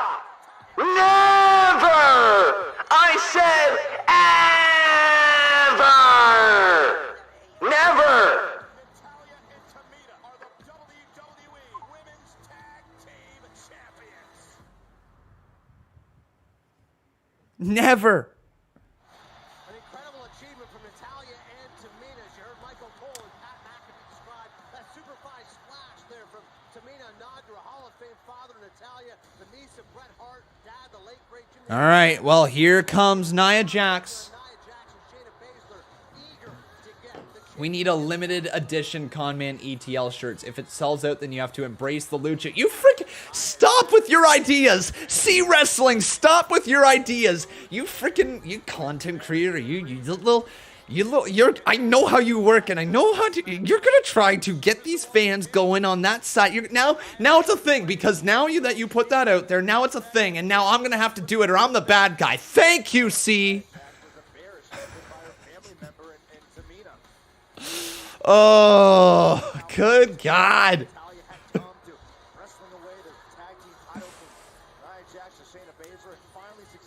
My, oh my. Oh, we got ourselves a 5-bomb over here from the Vengeful Dark Angel. How you doing, Vengeful Dark Angel? We'll get around to that in just a second. The WWE Women's Tag Team Championship. Introducing the challengers. See, look what you did, See Wrestling. Do you see the chat now? They freaking want a t-shirt. Now I have to follow through on it. Now I gotta figure out a design. Now I gotta, come on. You just made more work for Khan, you little jerk butt. They are the WWE Women's Tag Team Champions, Tamina and Natalya. Tamina and Natalya. In this moment, to Tamina and Natalya, everything just became very real. Being introduced as the reigning champions, that can affect the competitor's mindset. Oh no. Oh no. Oh no. Well, what do we have over here? We got ourselves a little cringy song. It's time to sing. Sweet knees are made of these. Who am I to disagree? Woo! There it is. C-Pain in the house. Cover here by Shayna. I don't know if there is a superstar. I can also make my voice go really high like this. Imagine if I sang sweet knees like this. Sweet knees are made of these. Who am I to disagree? Torture. Case in point right here. She loves to focus on a particular body part. Is right now Natalya's left arm being put through the grinder. Baszler will dismantle her opponent. Oh, Shayna Baszler working on the arm here of Natalya. But let's get into the polls here for this matchup. So who is going to win? It's either going to be Natalya and Tamina. Let's go with the face team. Or will it be Nia and Shayna, the heel team?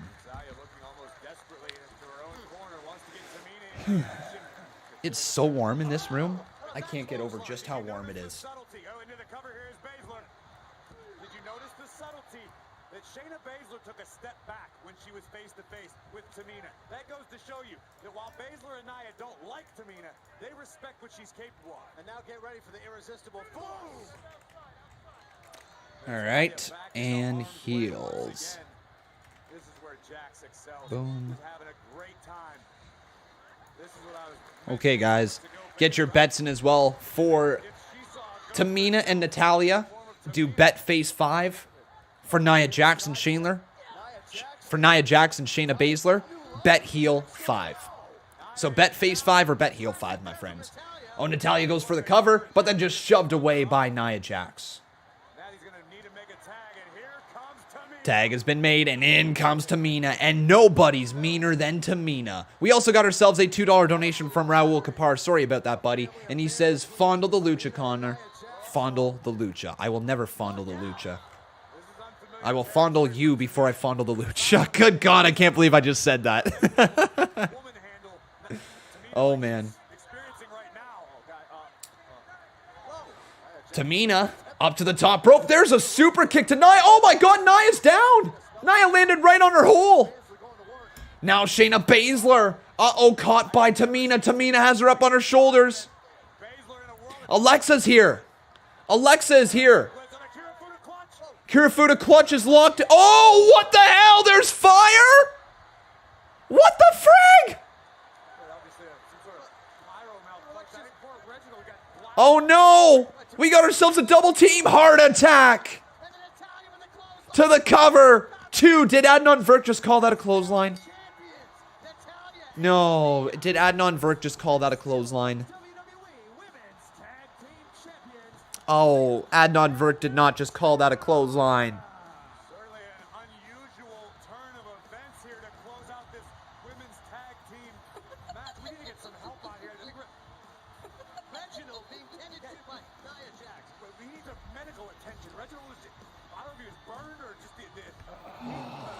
Come on, Adnan, man. Oh, you. Come on, Adnan. You gotta know what the heart attack is. Adnan, dude, you gotta know what the heart attack is. Natalya used. No, you gotta know what the heart attack is, Adnan Virk. Are you kidding me?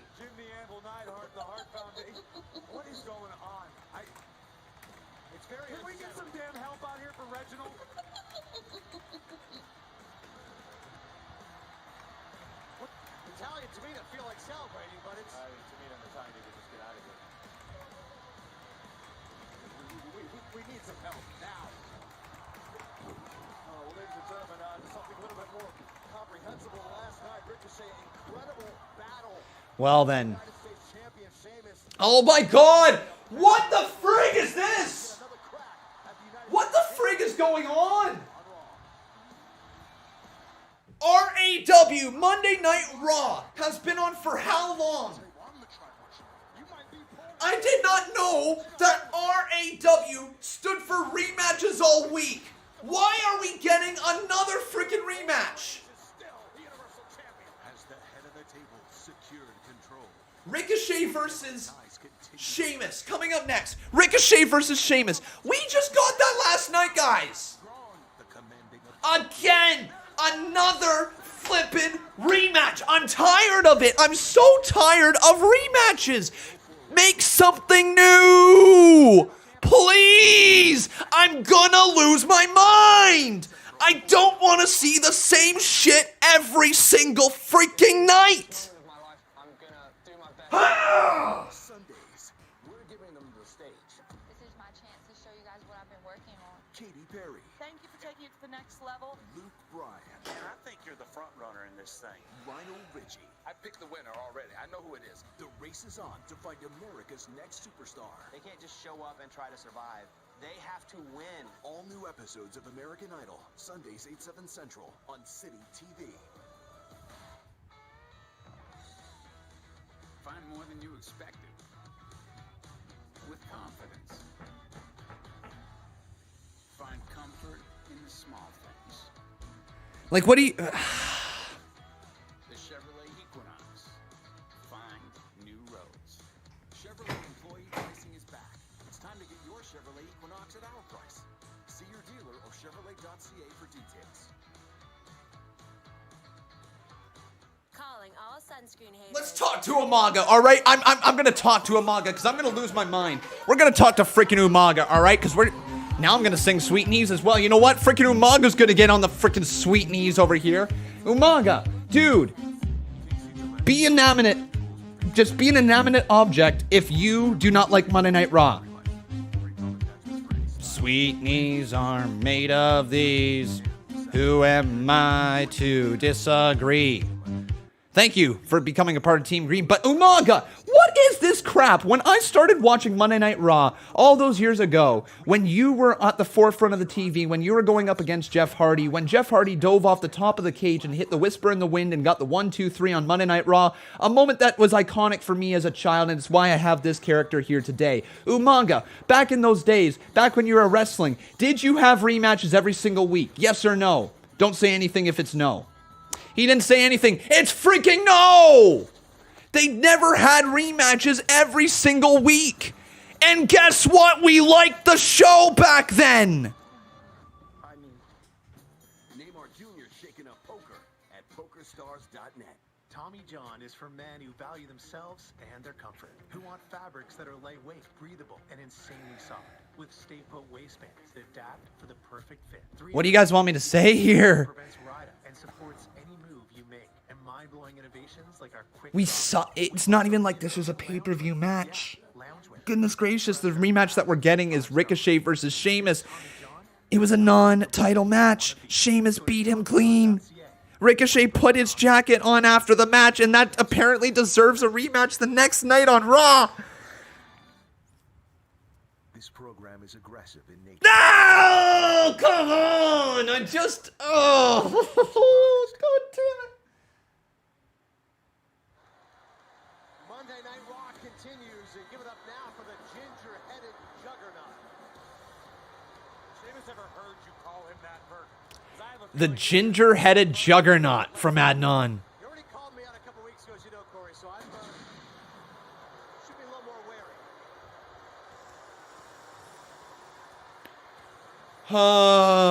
All right, guys.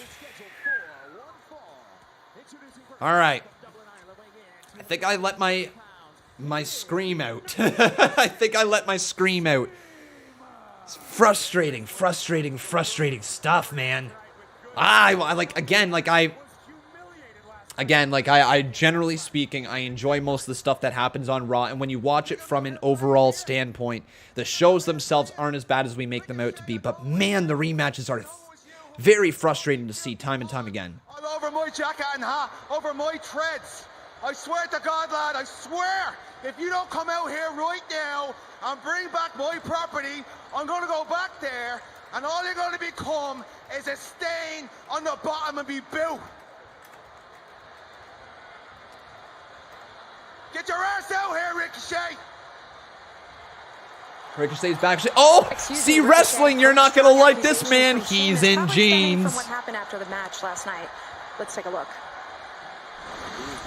I have issued more challenges for my United States. Ladies and gentlemen, I promise you we will get around to the donations, okay? I promise you when we have a moment here, we will get around to these donations. There is a few that we got. Okay, my friends? Thank you so much for the support. Ricochet took the opportunity and did not succeed. This is some sort of consolation prize for the resident superhero.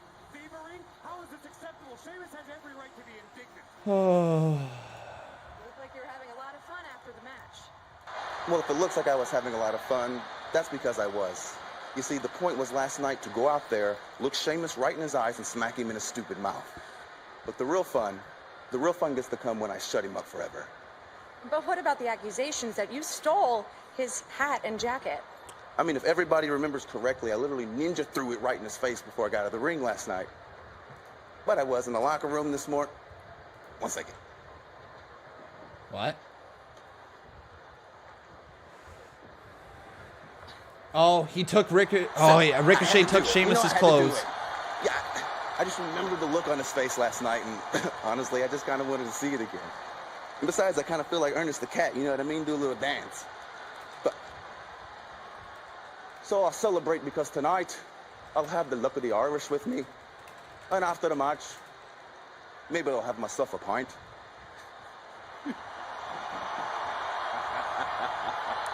Oh, Sheamus is going to lose it. And you're laughing, Saxton. I mean, you might want to call the local medical facility right now and reserve a bed for Ricochet. Oh, that was a good call there from Corey Graves. I mean, at the bare minimum. So, here tonight, guys, bare minimum. Oh, Ricochet dancing and dabs in the clothes. Okay, and Sheamus does not like the fact that he was dabbing in his clothes. And Sheamus right after Ricochet, and Ricochet takes him down. Okay, and Ricochet's going to go to the ring. Look at that. Ricochet slides back in the ring. His hat fell off as well, and Sheamus getting back towards the ring. Ricochet, big drop kick there to Sheamus. Knocks him down. Now Ricochet trying to get the jacket off here, and it looks like we're going to get ourselves a match now. Ricochet back towards Sheamus with a forearm to the face, and another forearm, and another, and another, and another. And Ricochet shoved right off. Kicks the arm away of Sheamus. Kick out there by Sheamus. A roll-up attempt from Ricochet. Now a kick to the midsection. Ricochet fires again to the midsection, but Sheamus counters. What a lariat, and down he goes. This is where the downward spiral begins. I don't like that Ricochet is wearing jeans. Just FYI. You knew it. I knew it, man. I knew you weren't gonna. 5 minutes ago, Khan was so mad. Now he likes the match. LO Khan so NWO at times. Here's the thing, guys. I am mad because on the surface, Raw can do so much better than rematches after rematches after rematches after rematches after rematches after rematches after rematches. But I've also said, and I will continue to say this, when it comes to Monday Night Raw, when it comes to SmackDown, when it comes to NXT, when I sit there and I watch the show just as the show, just as a one-off start-to-finish show, it's bearable. I get frustrated at the booking. I get frustrated at the rematches. I get frustrated at those things. But it's not like the matches are bad, okay? Like, the matches are never bad. They legitimately, when's the last time we saw a legitimately bad match? Not a badly booked match, a bad match, right? Where things are not crisp at all, where things are sloppy, like super sloppy. It's been a long time, like a legitimate sloppy match. There isn't too much of that in WWE anymore. So we end up relying on the booking. We end up talking about the booking more than anything. And you know what? Raw's booking is not the greatest. So for that reason, guys, Monday Night Raw can be really trash for those reasons. But it can also be an entertaining enough show to sit here and watch. And from time to time, you know, it can pop you. It can get you over the top and can get you up here in excitement. And for me, I get very frustrated really quick, but at the same time, I sit here and I say, okay, Sheamus versus Ricochet was a good match last night, so at the bare minimum, we're going to get a decent match again with them. But it's just frustrating, and I hope you guys can understand where my frustration comes from when it comes to that. Anyways, we got ourselves... Let's get the actual proper poll up on the screen now. It's either going to be Sheamus or Ricochet. Right now, Sheamus is just attacking Ricochet. Good. It's punishment. It is punishment well deserved. Here's the punishment for you. The counter. Oh, Enziguri right there. And ladies and gentlemen, we will get around to all the donations. Just please let me get around to it, my friends. I promise you, we don't miss a single one on this channel. We will get around to it. Ricochet now looking to go up and over. Oh, crossbody attempt, but Sheamus caught him. Sheamus, just drives Ricochet into the steel post and then just tosses Ricochet into the timekeeper's area. And Sheamus is very much in control.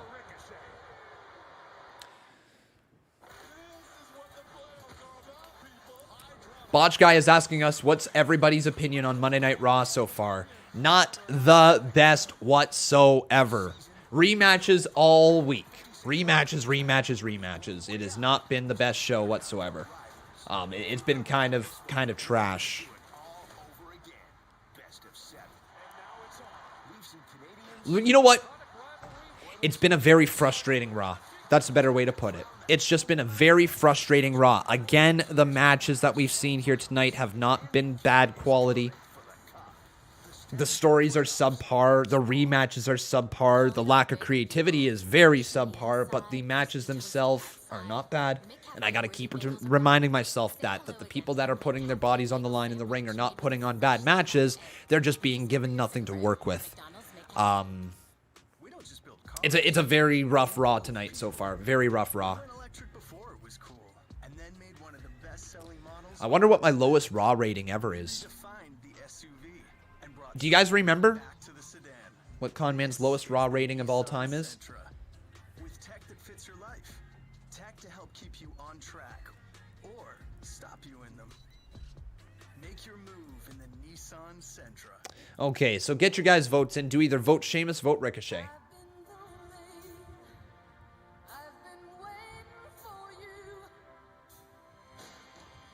You remember a 3.5?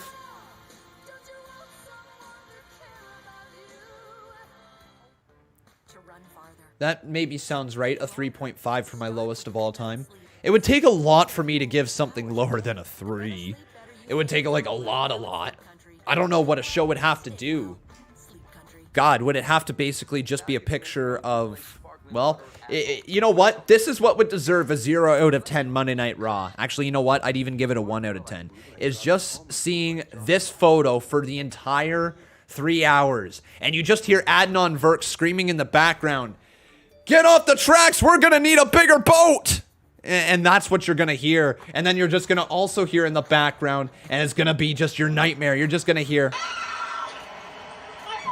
And you're gonna have to stare right into Braun Strowman's face. And then you're gonna have to look into his nipples. And the nippular area is going to be my face with my hat on that somebody photoshopped over the nipples of Braun Strowman. Yes, that's right, my friends. That's what you would have to look at for a Monday Night Raw to be rated, what, 1 out of 10 for Con Man? And you know what? You know what? Let's give that 2 out of 10. That's gonna be an entertaining 3 hours, I bet you.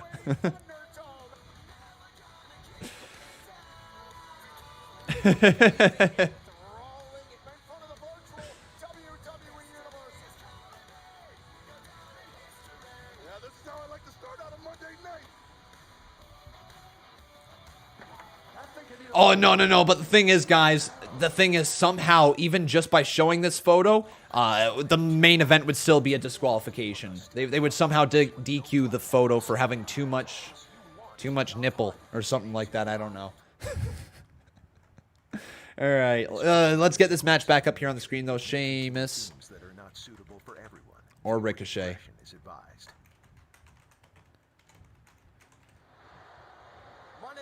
Again, just very frustrating that we're getting rematches after rematches. You know my thoughts from last night with Ricochet losing a non-title match. I wonder why they didn't make it a title match. It just didn't make much sense. Train on the water, boat on the track. Yeah, you're right, man. Can't forget about that one.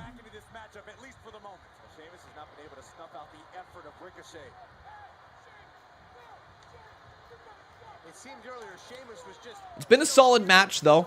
Let me just say that right now. It's been a solid enough match. What's up, Aled?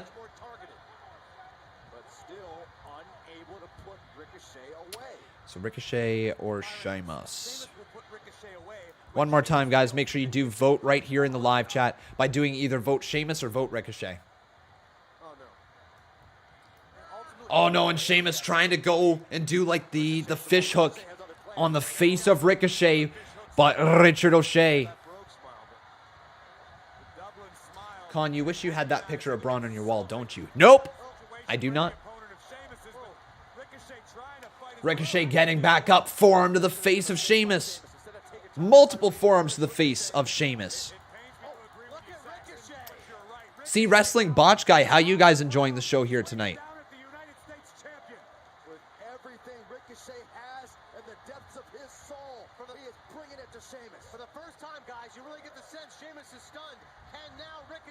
Oh, baby. Ricochet just hit with the Irish Curse backbreaker. And then down into the cover goes Sheamus. But a kick out by Ricochet. All right. We got time for some donations now, so let's get around to it. The Vengeful Dark Angel. How you doing, my friend? Good to see you. Welcome back to the stream. It's Leanne. Welcome back, my friend. Glad to hear that you're all done with all that stuff that was going on in your life that you said you had going on. Welcome back, my friend. Hello, how are you, Con Man? I got sick of the bullying and harassment and I've been through hell with it. I am back for good, finally home again. It's Leanne. Well, welcome back, Leanne. And then we got ourselves Retro Demand dropping his 5-bomb. Ricochet just hit the ground hard. Wait a second, Ricochet's back up to his feet. Ricochet, hang on, Ricochet up towards Sheamus. Ricochet, oh my God, Spanish Fly! Spanish Fly from Ricochet to Sheamus 2. Kick out by the Shameful One. It's a shameful day. He kicked out. He hurt his knee. He's got red hair. That's my version of his theme song. And then after that was Retro saying, I see exactly what we're getting. Alexa and the Doll to be tag team champions. First ever non-human has been a champion. Potentially Retro. You might be onto something there. I hope not, but you might be onto something. I hope that the Doll is actually representing somebody real and that we actually get a real character out of it. Maybe somehow Nikki Cross plays the Doll. I don't know if they really wanted to get into it, but I don't think I'd like to see an inanimate object win tag team championship gold. I'd prefer Nicholas. Here comes Ricochet, forearm right back to Sheamus. This has been match of the night so far.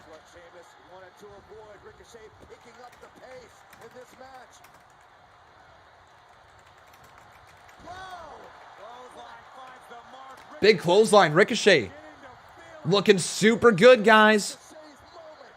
Here comes Ricochet, standing shooting star press to the cover. 1, 2, kick out by Sheamus.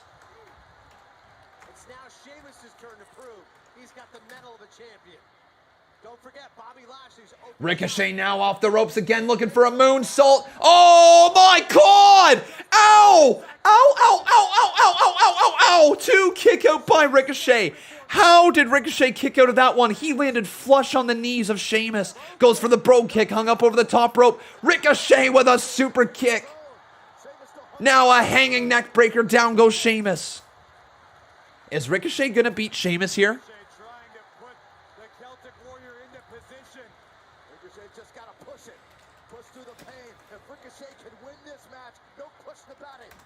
Ricochet going up to the top rope, maybe looking for a 450. Oh, Sheamus rolls to the outside of the ring. But Ricochet, he's not done yet. Ricochet's got something up his sleeve. Ricochet! What a crossbody slash forearm to the face of Sheamus. He just took down, what was it that Adnan Vert called him? The ginger-haired juggernaut?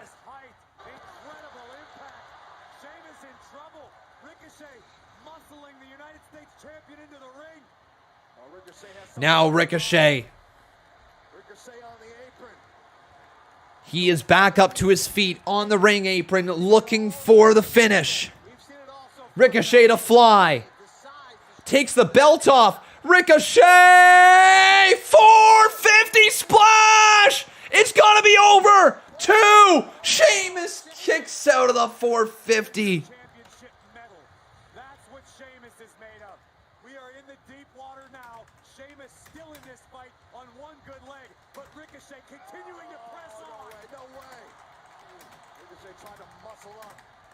Oh no, elbow to the jaw there. Now an elbow right back to it.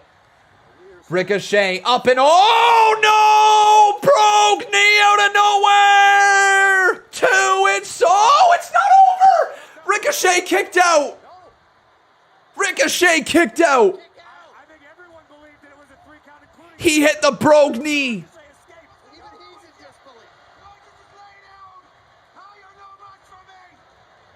Slap to the face of Sheamus from Ricochet. Sheamus now lining it up yet again. Sheamus, bro, kick. That was so nasty. 1, 2, 3. Wow. That was the best match of the night.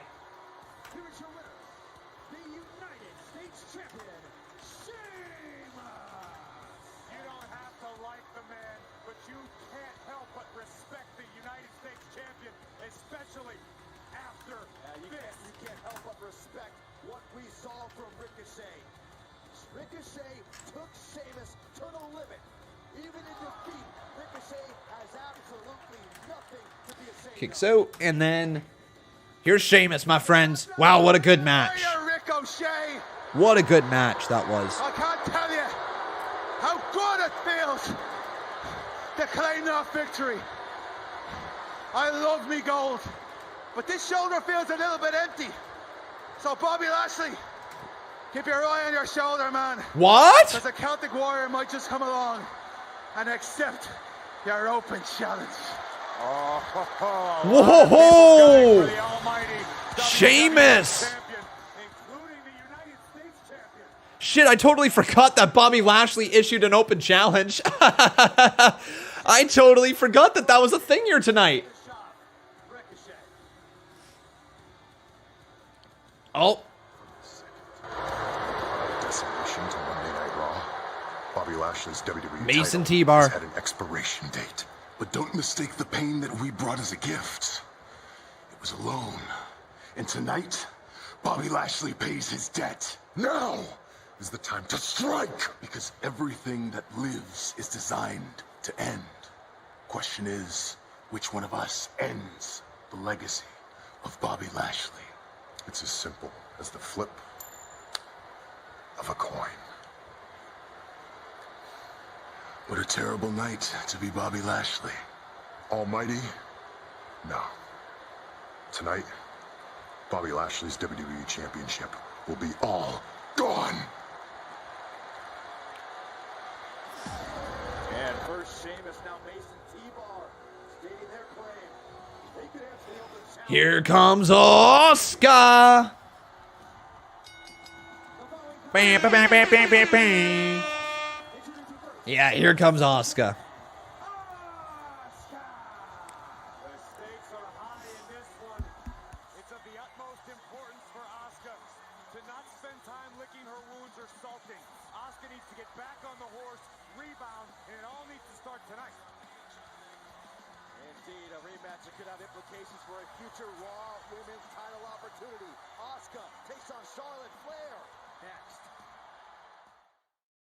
From the moment he ran onto WWE television, hold that up against any wrestler in the history of wrestling. You have to tell the full story. He walked at a beat of his Another rematch.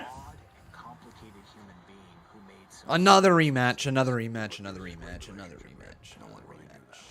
Another rematch. Another rematch. Another rematch. Sounds like it could be a country song. I went down to the boondocks. Watched another rematch. What the freak? Alright, anyways. From series-saving stops to sudden death thrillers. Yeah, so tonight, it's been a night of absolute rematches. Because you want playoff hockey. NHL Live. Just trying to remember last time we saw Charlotte Flair versus Asuka. When was that? When was it, guys? You're going to have to fill me in.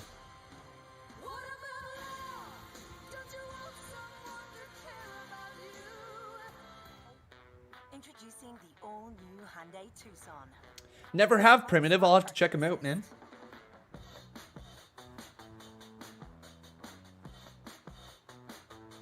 Surround view monitor. A 10.25-inch touchscreen with Charlotte's last match before she took her break. Okay. and H-track all-wheel drive. 3 weeks ago.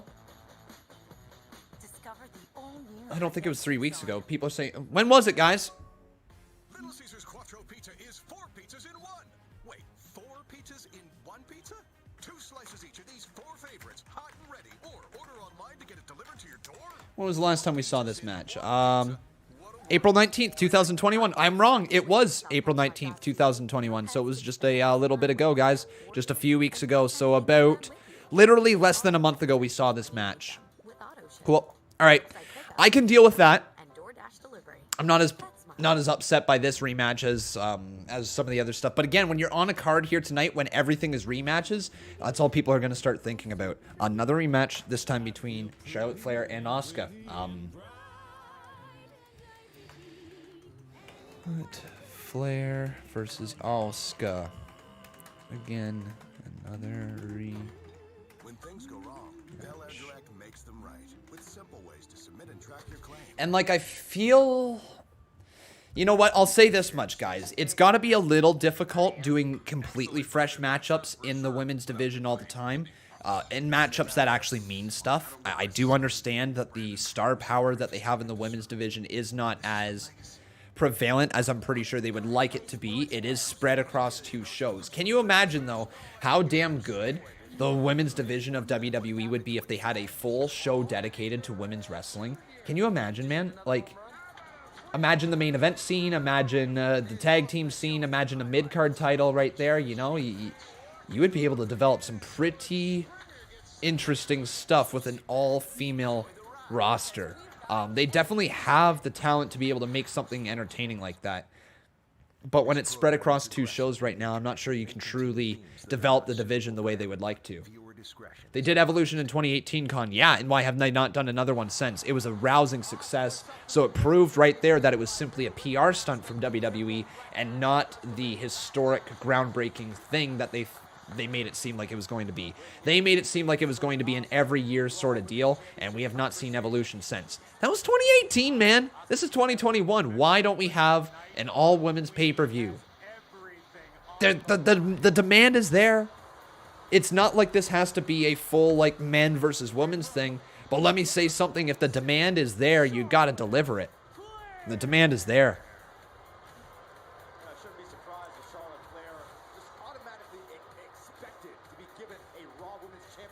Yeah, if you're not going to do the TV show on a weekly basis, at least do a full pay-per-view on a yearly basis. You know what I mean? And now, I also understand, I do completely understand where people will be coming from because this is the internet and you do get both sides of the coin on everything. I do understand where some people would be coming from saying if there was ever an all-male show basically just put out there from WWE saying that no women were allowed on the card, there would be a lot of people upset about it. And I totally understand that. And if you go on the flip side of things, if there's an all-women show, it's very progressive, which it is. Do not get me wrong. I'm not trying to say anything different about that whatsoever. But I'm just saying this is the internet, and I understand that there will be people on both sides of the coin with those takes. Personally, bring back an all-women's pay-per-view. I think that they need that. And I would also honestly watch an all-women's show as well. I would. Paul Carpenter says you unify the women's championships, and then you have one woman, and then you have women all over the roster to keep the tag titles.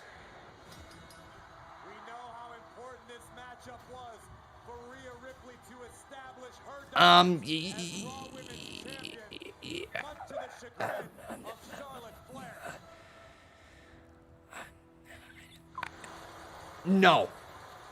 I don't think you do that. I don't think you do that right now, to be honest. It'd be too confusing. We already see right now what happens with the women's tag team division when it's posted across multiple shows. You get WWE using the women's tag team titles as a stepping stone for other stories. And they just throw them across both shows. So that's not the way I would go with it. I do like the idea of unifying the world title. I do. But I also think if you're going to do that, then you need a mid-card women's championship. I think you do need the 2 women's championships for singles. Right now they have 2 main women's championships, so it works that way. But if they were ever to merge those things, they would need a mid-card women's championship as well. They absolutely would. All right, here we go. We got ourselves Asuka versus Charlotte Flair in this matchup. Charlotte and Asuka were also former women's tag team champions. You're right.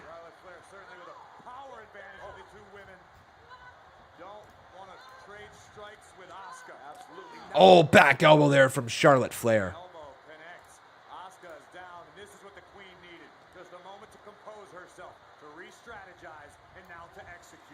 Okay, and then we can get the poll going, asking you who will win. It's not even 10 o'clock yet. Oh my god, this has been the slowest it's been an hour and 53 minutes. It hasn't even been 2 hours yet. This is a slow Monday Night Raw. Wowzers. Slow Monday Night Raw.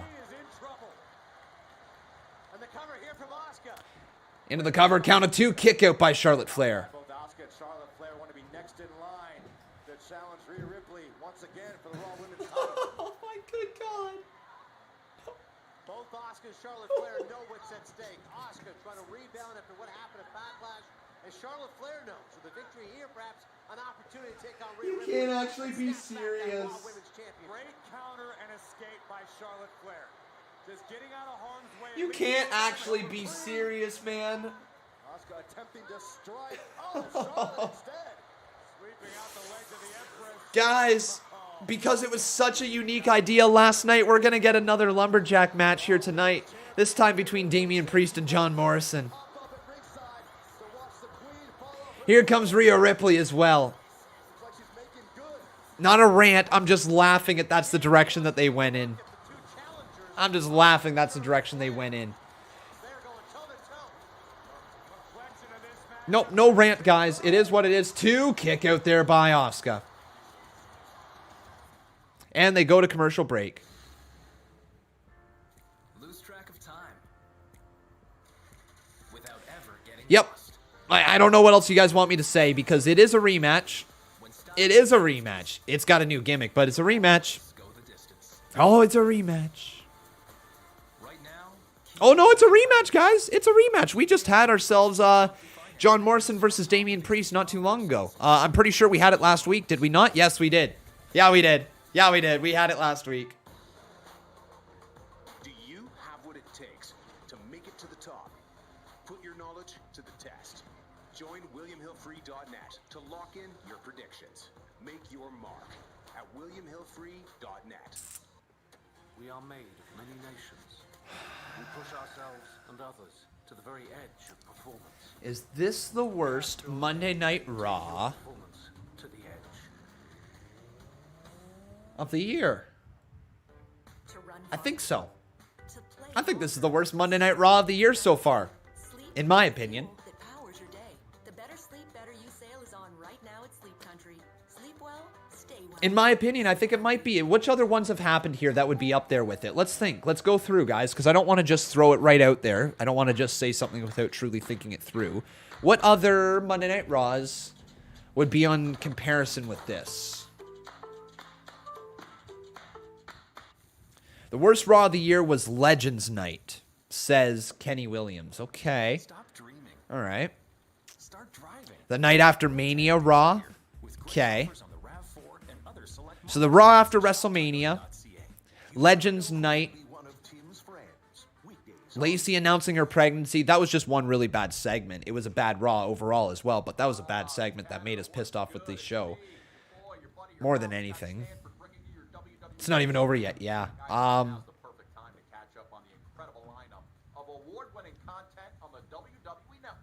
Don't miss seeing all new episodes of your favorite series, including WWE Chronicle and WWE Untold. Plus every single episode of every weekly in-ring show WWE has to offer. Right, Legends Night. Yeah, that's what happened. Right. Latest episodes of NXT UK and 205 Live. Well, here we go. I think this is a good question. It's a good question for Twitter. So we're gonna do a Twitter poll, okay? Insane Championship Wrestling. Head on over to WWE.com/Canada to find out how you could see all of this incredible action. I'm Scott Stanford. Okay, so give me a second here. I'm gonna ask you guys over on Twitter at Conman167. Which Raw was worse? Tonight's or the Raw after Mania? With Flair defeated Asuka to end her 914-day undefeated streak. As you can see, Rhea Ripley, the current Raw Women's Champion, looking on. Charlotte Flair with high stakes in this one. Charlotte Flair was promised per WWE. Okay. Villain Adam Pearce that a win over Asuka tonight will procure her a future Raw Women's Championship match. You gotta know Asuka's fighting for that same opportunity, Corey. If Asuka can get past Charlotte, she too could have a date with the Raw Women's Champion. But let's be perfectly honest. Rhea Ripley hit the riptide. Okay, guys. Head on over to twitter.com/Conman167. At Conman167 one more time. And then we're going to pull this up on the screen. So the question is, which Raw was worse, tonight or the Raw after Mania? On at Conman167. And let's bring this up on the screen now. So as you can see, they got the poll going. And then we also got this match underway, so we might as well get the poll up here on the screen, asking you who will win. It's either going to be Asuka or Charlotte Flair.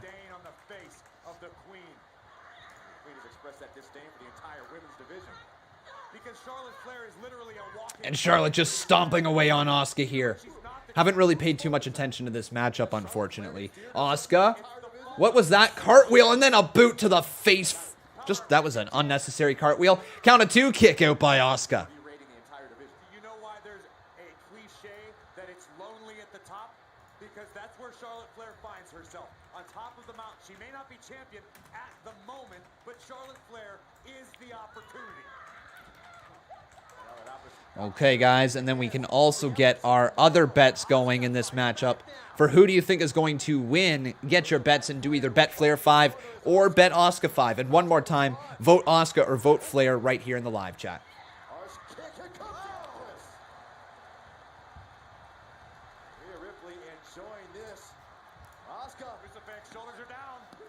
Wow. Oh, roll-up attempt there. Asuka gets rolled up again by Charlotte. 2, reversal into the cover. 2, kick out by Charlotte. Super kick from Asuka to the face of Char. Oh, backbreaker from Charlotte Flair. Face first into the ropes goes Asuka. And now Charlotte Flair, hanging neckbreaker, puts down her former tag team partner. Hooks the leg, count of 1, count of 2, kick out by Asuka. What's the strategy right now, Byron, for Asuka against Charlotte? How do you combat this? Again, Asuka's got to find her moment despite everything that Charlotte Flair's bringing her way. So tonight, Bobby Lashley's open challenge. Who do you think is going to be answering the open challenge of the almighty Bobby Lashley? Who could be on their way to the WWE? Who could get an opportunity? Who do you guys think? Let's hear your opinions. Could be Keith Lee. Do they do Keith Lee versus Bobby Lashley?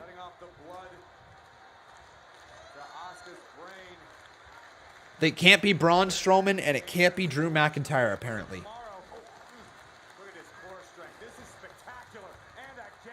Jeff Hardy, but you don't know. All right. Sheamus, he made his name known that he possibly was interested in it.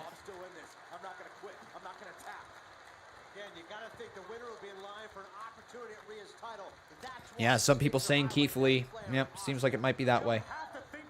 That was literally said. That's literally the point of the matchup. Charlotte Flair needs to win to have a chance to become Raw Women's Champion at Rhea Ripley. If Charlotte wins, I'm just confirming right here. If Charlotte wins, she gets an opportunity at Rhea Ripley's Women's Championship. So there's a lot on the line here for Charlotte Flair. Kick out by Asuka.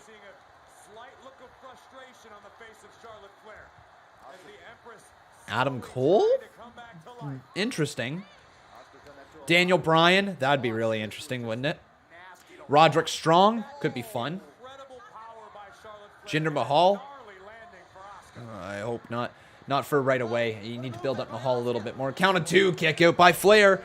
That was a roll-up attempt from Asuka. Now she does the backslide. 2, kick out right there. The backslide is what I meant to say. And then a kick right there to the top of the head of Charlotte Flair. God, man, I want to be really into this match. I do. It could just be because I'm a little bit taken out of the vibe of the show tonight. That might be a fair reason. But I'm not into this match, man. I'm not really into it. What about you guys? What do you think about the match so far? Thumbs up, thumbs down, fist emoji. Let me know. Oh, knee right to the face there. Asuka now delivers a German suplex. Down goes Charlotte Flair. Asuka again into the corner. Hip attack to Charlotte. Now she grabs her by the neck and tries to drive her face into the mat. Down goes Flair.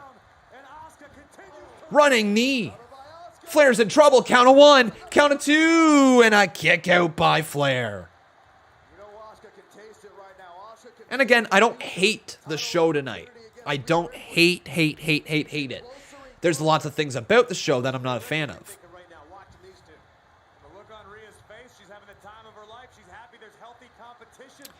We got ourselves a donation over here from Leanne. Says, last time I was on here, your dad was sick, but he passed away. I'm so sorry, Leanne. I am so sorry that you went through that. That is not a nice thing to hear that you experienced. I'm so sorry, Leanne. Thoughts are with you and your family. Oh, that was a big-ass boot from Charlotte Flair, wasn't it? Oh, good God. Look at the freaking... That's Big Dick Johnson in the Sandman. Oh, that's WWE ECW, all right. Nothing but confidence on the face of Rhea Ripley. But now the Queen gonna have to Do you think we get zombies again here tonight? Yes or no in the live chat. Now Charlotte Flair looking for the natural selection. She missed that one. Asuka. Big boot. Nobody home. 2. Kick out by Asuka again. What if Edge answers the challenge? Different idea.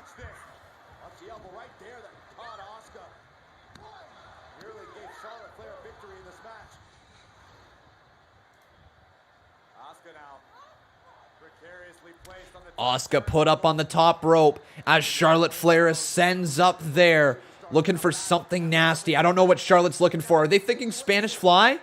No way. What the frig was that? What the hell was that? I think Charlotte went for a Spanish Fly, but she missed somehow.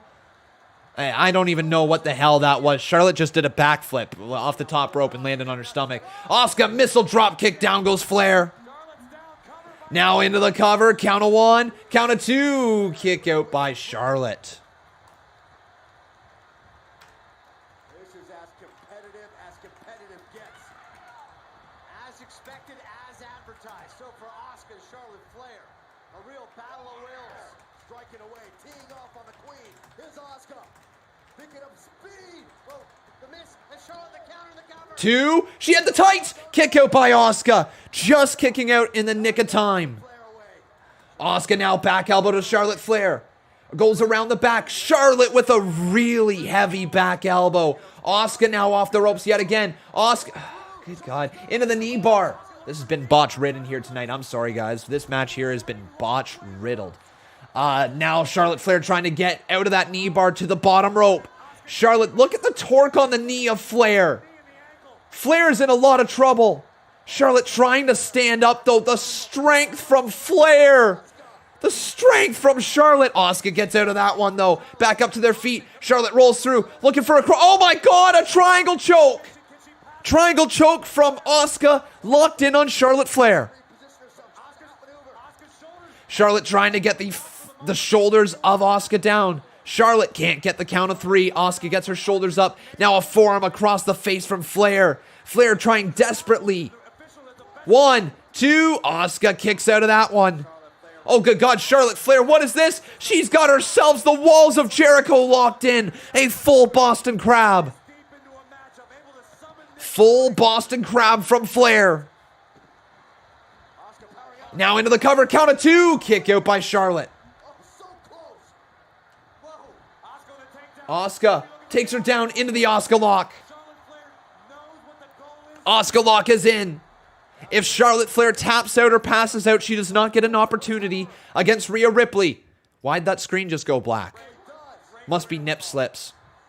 Yeah, there must be wardrobe malfunctions. I'm going to go ahead and assume that. Yeah, Charlotte Flair fixing her shirt. So that good on WWE for not letting that just go out to the public. That they can obviously black out the screen when they see stuff like that. So good for them.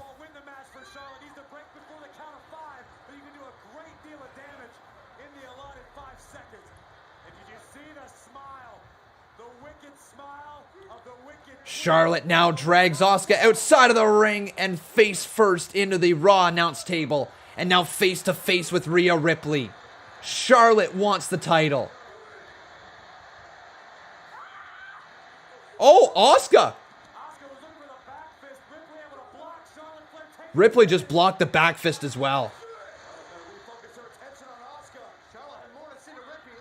Oh, Rhea! Distracting Charlotte Flair. Charlotte Flair going for the figure 4. Oh, Rhea Ripley got up on the ringside. Charlotte Flair just hit the big boot. Asuka now rolls her up. Charlotte in trouble. She kicks out of that one. Charlotte Flair looking for the figure 4. No, inside cradle. 1, 2. Asuka just beat Charlotte Flair. Charlotte doesn't get her one-on-one opportunity. Oh, damn. Oh, damn. That's good news. Asuka doesn't lose again. Thank goodness, because Asuka was losing a lot recently. All right. But question is, where does the feud go from here? But that's good. That's a good ending tonight, guys. I can actually give that a round of applause. That's a good ending to that match.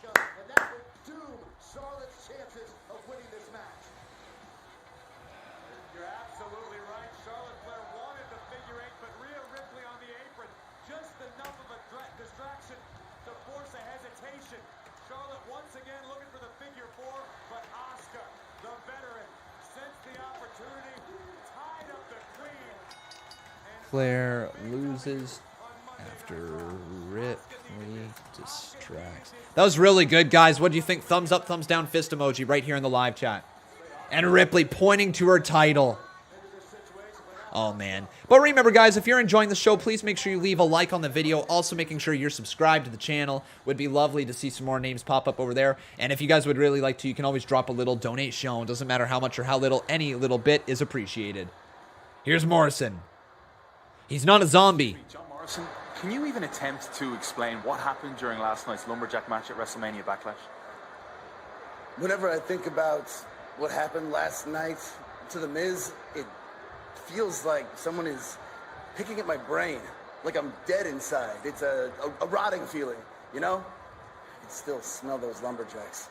And I'm no medical expert, but I don't think those lumberjacks have showered or visited a dentist in a very long time. The Miz might never be the same, which is why I'm dedicating tonight's match to his memory. Miz, I love you, bro, and I hope wherever you are, it's a moist place.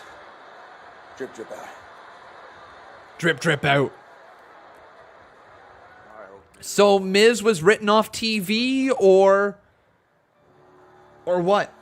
Anyways, here's Damian Priest. He's so dope.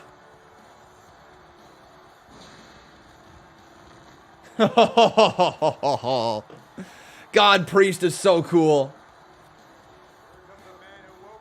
Legit. What a cool character, eh, guys? Do you like Damian Priest as much as I do? Yes or no? All right, so we're going to get another rematch from last week. Do we get the zombies again? We might. Is the Mizombie.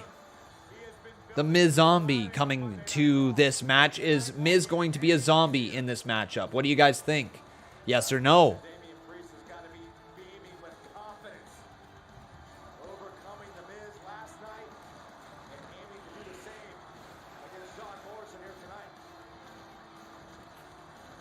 The Miz Zombie.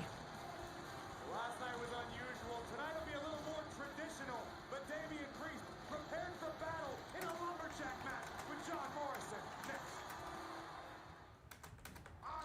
All right, this should be good, guys. I hope. I mean, John Morrison and Damian Priest last week put on a good match, okay? So it should be a good enough match at the bare minimum.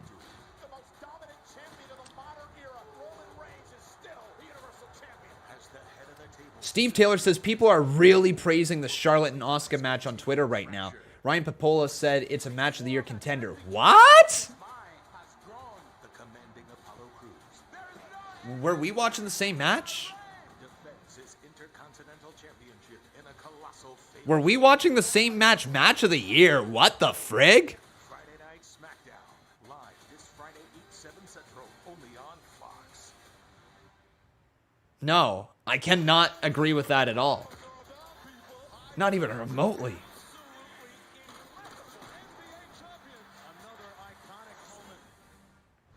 I didn't think it was that great of a match, my friends. Yeah, I really didn't think it was that great of a match.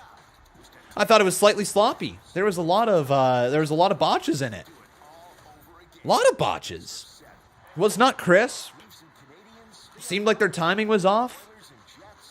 No championship on the line, obviously. Nothing other than, obviously, Charlotte Flair needing to win to get an opportunity one-on-one against Ripley, and that didn't happen. So, like, you know what I mean? And to me, no, that match is not match of the year contender even close. Not even close to me.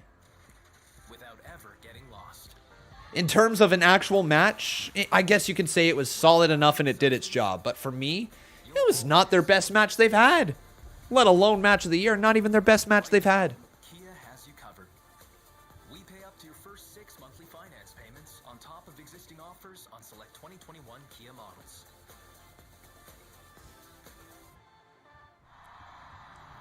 God, last night alone had 3 match of the year contenders. Last night alone. Dom and Ray winning the tag team titles. Bobby Lashley, Braun Strowman, and Drew McIntyre, that triple threat match. And then Roman Reigns versus Cesaro alone last night had 3 Match of the Year contenders. And that was just one night. If they're thinking Asuka and Charlotte Flair, that one from Monday Night Raw, what we just witnessed is Match of the Year contender, I'm sorry. Their rankings are much different than mine then. Very different than mine, because that's not even in a... That didn't even come to mind as a top match that I've seen this year. Not even close. For the perfect fit. 360-degree stretch prevents ride and supports any move you make. And mind-blowing innovations like our quick draw flop. But I guess at the end of the day, my friends, this is not just a one-man show, right? I might be the one talking, but this is all of our opinions. So let me ask you here in the live chat, do you think Charlotte versus Asuka is a Match of the Year contender?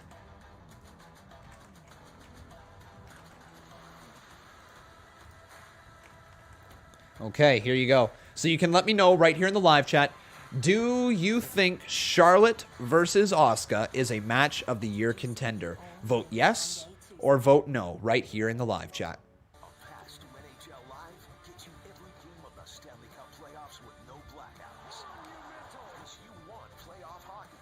If I could vote, my vote is no. This program is aggressive in nature. It may contain themes that are not suitable for everyone. Viewer discretion is advised. Lots of no's. Yeah. I just can't agree with that. Let me see if I can find what people were saying. Let's go right here to Twitter. So, I mean, Bully Ray said great match, Asuka versus Charlotte. What a win, says WWE.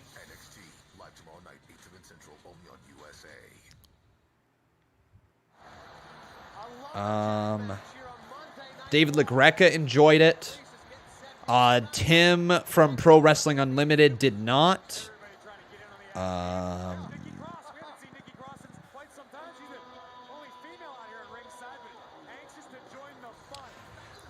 Denise said really enjoyed Charlotte versus Asuka tonight. It was a good match.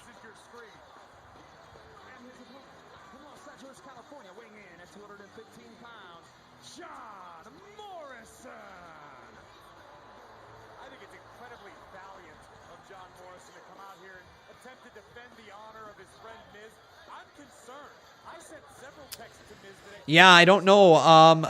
Jimmy Van says Asuka versus Charlotte was a barn burner. Could have been done without the Rhea Ripley interference, but otherwise they worked hard. Lots of near falls, lots of counters. Really liked it.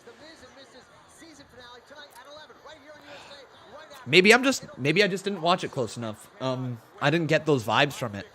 Maybe I didn't watch it close enough. It's entirely possible. You know, I will be the first one to admit, Monday Night Raw lost me about probably 25 minutes ago with all the rematches. Oh, no, it's an actual lumberjack match here tonight. A legit lumberjack match. Okay. Nikki Cross is out at ringside. Interesting. Is she the only female performer out there? Yeah, Nikki Cross, I think she's the only female performer out at ringside. Why is that?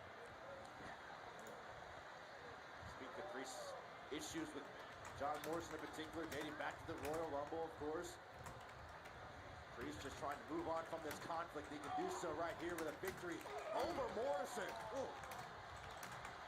Otherwise known as Johnny Victor. He's hoping for a forecast, but so far it's not an outlook that he likes as Damian Priest is taking it to him. Priest just taking his time here against John Morrison. No unnecessary risk. See, wrestling wanted zombies. You might still get it, man. Who knows? I think we might get a Miz Zombie. A legit Miz Zombie, I think we're going to get. If you see over here on Twitter, I actually posted this earlier. Miz tweeted it out, and that was his photo right there, the Miz Zombie. But yeah, just to kind of update you, it's split right down the middle. Which Raw was worse, tonight's or the Raw after Mania? Tonight's Raw after Mania is split right down the middle, 118 votes. Literally right down the middle right now. People not a fan of tonight's Raw. Will Zombie Elvis make an appearance? I have no idea. I hope so. All right, we got ourselves a 5-bomb over here from Mr. Jason Barker. Appreciate you, my man. Also, by the way, Retro Man, I don't think I realized this, but we got ourselves a new boss. Yes, we do. So, Retro Man becoming a one-time or two-time? One-time boss battle champion. Thank you, buddy. Damian Priest slides out of the ring. Oh, wait a second. It was John Morrison, I should say. Wasn't Damian Priest. John Morrison gets tossed back in the ring by Nikki Cross. Nikki just send her back in, and then Priest back into the corner, face first. Over and over, just going to hammer away on him. And Priest stomping a mud hole into John Morrison. Johnny Drip Drip. Okay, so Jason Barker, he says, have you ever gotten better from a cold and then get like an ear blockage? Yeah, your sinuses are all connected, my man. So sometimes when you get a cold and it starts to drain, it can sometimes clog up your ears. Has happened to me before. Tozawa, the new 24/7 champion, just been tossed back in the ring.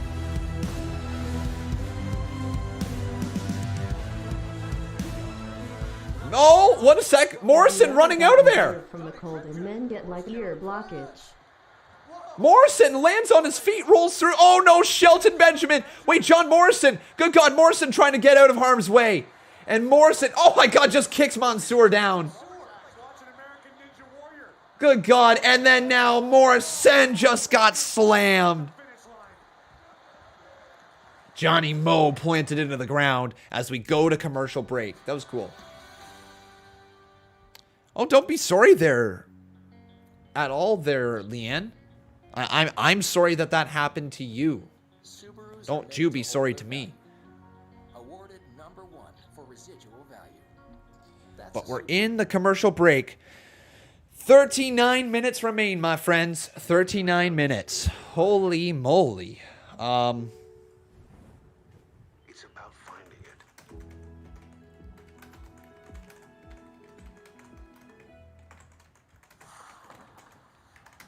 What's on your mind?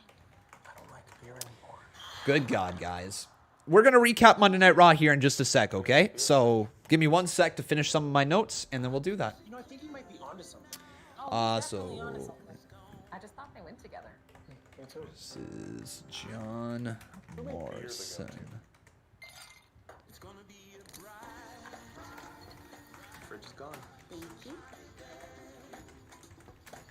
King C Gillette is a complete line of tools and facial All right. products. Our cordless trimmer has a 50-minute battery life, 3 comb attachments for any style, blades that stay sharp for more than 5 years, and a satisfaction guarantee or your money back. Check Botch Guy's new video title. Uh-oh. Uh-oh. Steep for 16 hours. Oh, cold brew? How am I already falling for you? What did Botch Guy upload? What did our friend over on the Botch Guy channel? By the way, guys, if you have not done so, you absolutely need to subscribe to my 2 friends here on YouTube that are just awesome fellas here in the wrestling community.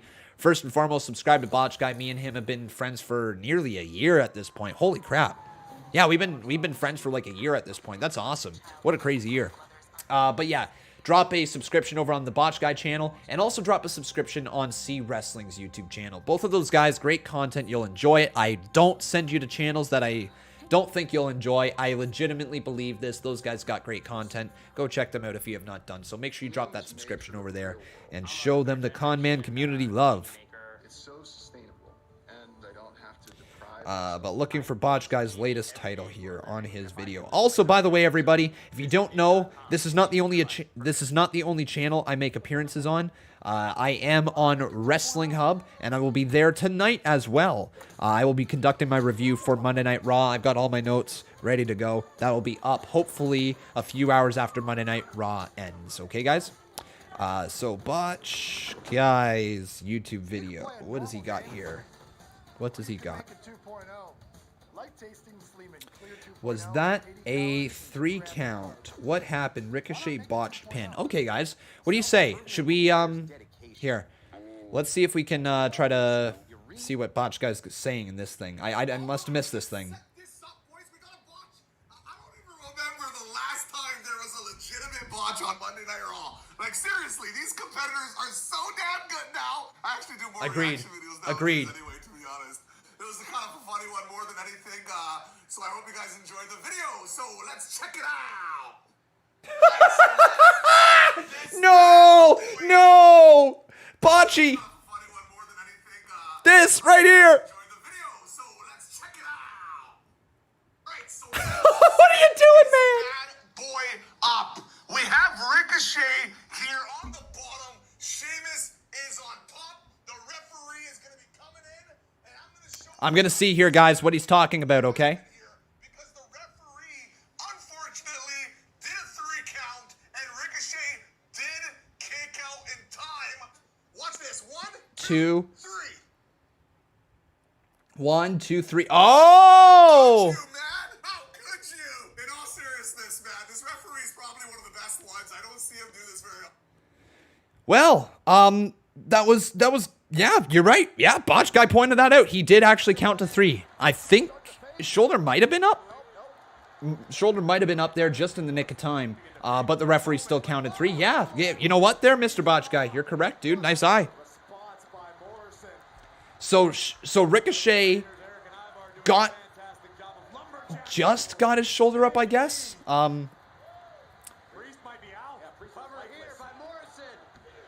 Kick out there by Damian Priest. Yeah, I don't know if it's going to be spun into an angle, though, guys, because that wasn't the finish of the match. Ricochet kicked out, and the match continued on after that, correct? And then it was Sheamus hitting the brogue kick for the 1, 2, 3. I believe. I might be wrong, though. I can't remember now. Let's click back on Botch Guy's video, see what I can find.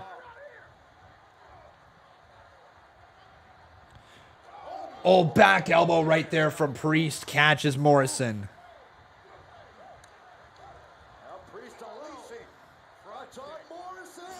And then Morrison planted face first down into the mat. Oh, no. Sorry, Lux 7. I'm just off the ball here today, buddy. You're right. You're absolutely right. That should be 7 time. I'm off the ball. That's on me 100%. Count of 2. Kick out by Johnny Mo. And the polls now. All right. Bajillion things going on. So, it's either going to be Damian Priest or it's going to be John Morrison.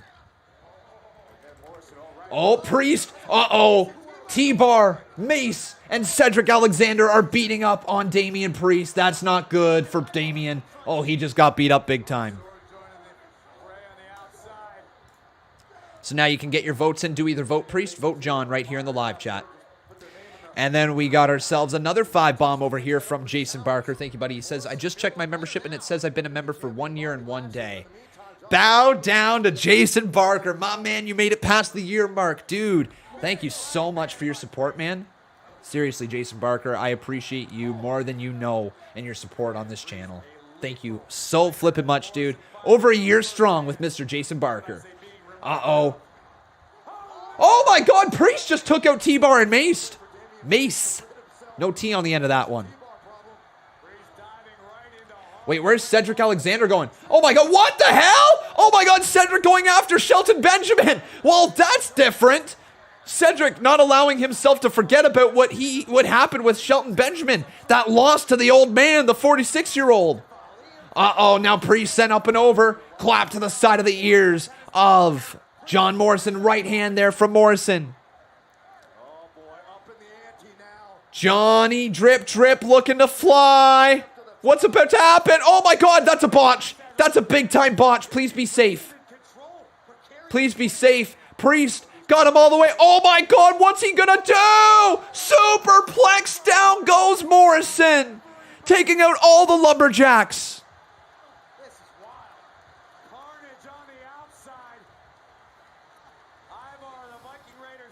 Good God almighty. That was a murder suplex, wasn't it, folks? From the CMU, the murder suplex.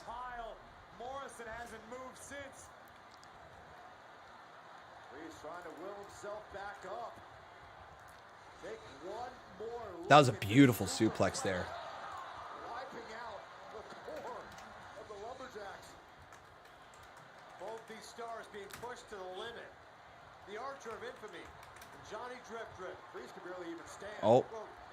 Now Priest shoots down Morrison. Morrison back into the corner. There's a forearm right back to Damian Priest. Damian Priest, right hand to John Morrison. Stepping up there yet again. Another, oh, please be so careful, Priest. I don't want to see you die. But beautiful Hurricanrana off the top. Damian Priest hit the lights. My God, Morrison sells that so well. 2, it's over. Very good match, guys.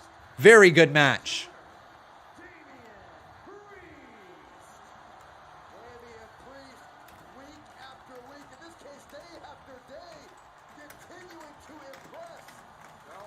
That's good, man. That's a good call for Damian Priest. Solid match, back and forth.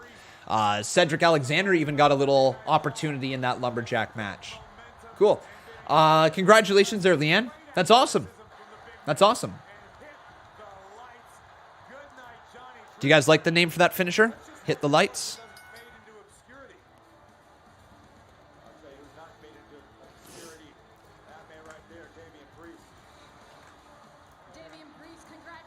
On your big victory. Thank you. Yeah, Sarah. Feels great. Ya era tiempo que terminara con sus dos cabezas de puercos. It's time to move on, Sarah. Miz, Morrison, they're in the past now. With that being said, they're in the what's past. The future for Damian Priest? Well, you all know how I like to say I want my name to live forever. Well, that's not just a catchphrase. That's about who I am. It's about the moments I create. So maybe tonight, I accept Bobby Lashley's open challenge. Maybe my next moment is becoming WWE champion. Yeah. Well, that would be the fact that Priest just got that promo time is interesting. The fact that they see Damian Priest on that same level, that he can just mention the name, is really good. I don't know if we're going to get it, but I believe the main event, the almighty open challenge, is coming up next. Who do you guys think is going to answer the open challenge? It's got to be somebody big, right? Either that, it's either going to be somebody big, or it's going to be the most random jobber. Like the most bland possible jobber they could possibly find. It's either going to be somebody really big, or it's going to be the very bottom of the pile. It's not going to be in between, I don't think. It might be, but I don't think it will be. One or the other, in my opinion.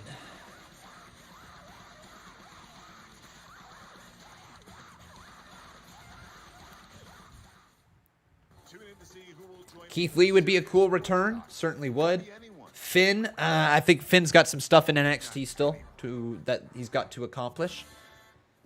People picking Dream. Good God, if it's Velveteen Dream. Good God, I don't want that. I don't want to see that. Nope, nope, nope, nope, nope. Keep your car cleaner longer.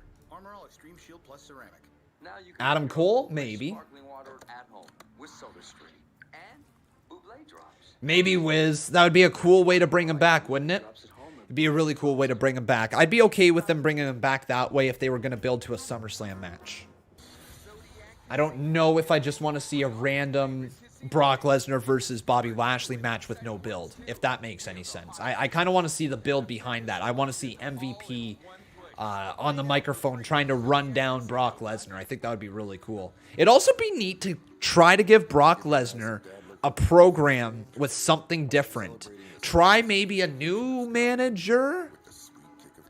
Maybe a new manager. Somehow they could do something like that. I'm trying to think who they would have available who could be a manager that would be really unique. Any ideas for anybody? Well, let's just say we're rewarding me together. Earn points on every order with Skip Rewards. Only on Skip the Dishes. Feet hurt a clock. When your feet are so tired and achy, you just stop. But not Tom. He has more stamina. He has Dr. Scholl's insoles. Yeah, nobody really with any Malcolm Bivens.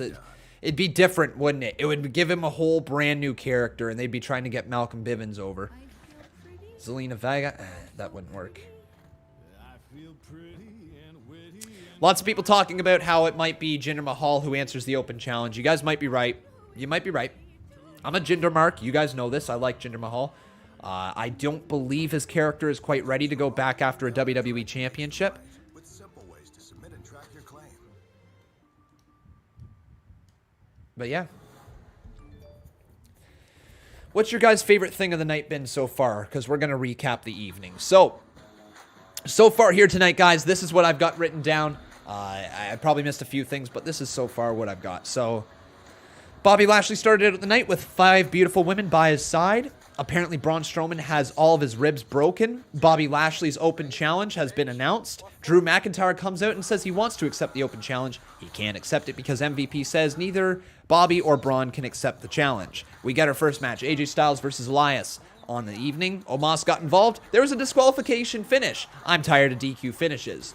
Riddle is backstage with the New Day and Randy Orton. He wants Randy Orton to apologize. Randy Orton is not sorry. He ain't sorry one bit. Nope. That's that. Alexa's Playground with Tamina and Natalya. It was creepy. There was another rematch announced during the segment between Nia Jax and Shayna Baszler versus the tag team champions Tamina and Natalya. We got another rematch between Gulak and Garza. Garza won in less than 5 minutes with the wing clipper. Garza shoved the rose into Gulak's mouth. Randy Orton versus Kofi Kingston was the next one. Randy Orton, one of the dirtiest wrestlers in the game, and it showed it during that matchup. Kofi Kingston ended up rolling him up, though, for the 1, 2, 3 after a distracted Randy Orton, thanks to... That's Eva Marie, by the way. Thanks to Xavier Woods. Riddle then shoved Xavier Woods after the match. I got heel turn question mark written next to it. I don't think it's a heel turn officially, but is Riddle turning heel? Potentially. Down the line, we'll see. We got ourselves another rematch. Tamina and Natalya versus Shayna Baszler, and Nia Jax for the tag team titles. Nia and Tamina won after Alexa Bliss distracted Shayna with some fire. Yeah. Adnan Virk, he called the heart attack a clothesline. Just want to put that in there. We got another rematch. Sheamus versus Ricochet. This was a really good match, though. Ricochet puts Sheamus' clothes on and did his own little Irish accent to make fun of him. During the match, we got a beautiful Spanish fly, a 450 splash as well from Ricochet, but Sheamus still somehow kicked out of that one. Ricochet went for a moonsault. Sheamus hit the brogue knee, and then Sheamus hit a brogue kick for the 1, 2, 3. Here's Shelton Benjamin. Ended that relationship and that... We're not doing that. I'm not going to waste precious time talking about that loudmouth ingrate Cedric Alexander. I'm here to talk about more important matters. I'm here to talk about me challenging Bobby Lashley for that WWE Championship tonight. All right? Shelton wants to do that. There's Cedric. I just don't enjoy chewing, do you? Hey, look, I'm not here to fight. I'm just here to give you a nice round of applause for finally having the guts to challenge Bobby Lashley. Because in your own mind, you seem to be a legend, huh? In your mind. Okay, I see how that is. See, you think just because you got a fluke win over me last week that makes you something, that means you can challenge Bobby Lashley? Sheldon, I want you to remember something. There's a reason why everyone around you ends up abandoning you. You always are, and always will be. Oh, God, that was a sucker punch. Ouch.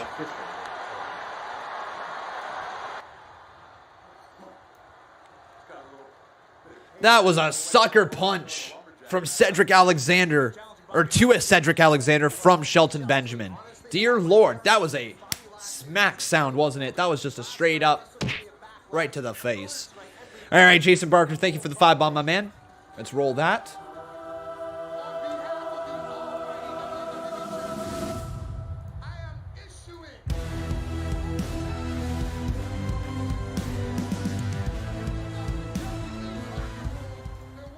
I just checked my membership and it says I've been a member for 1 year and 1 day.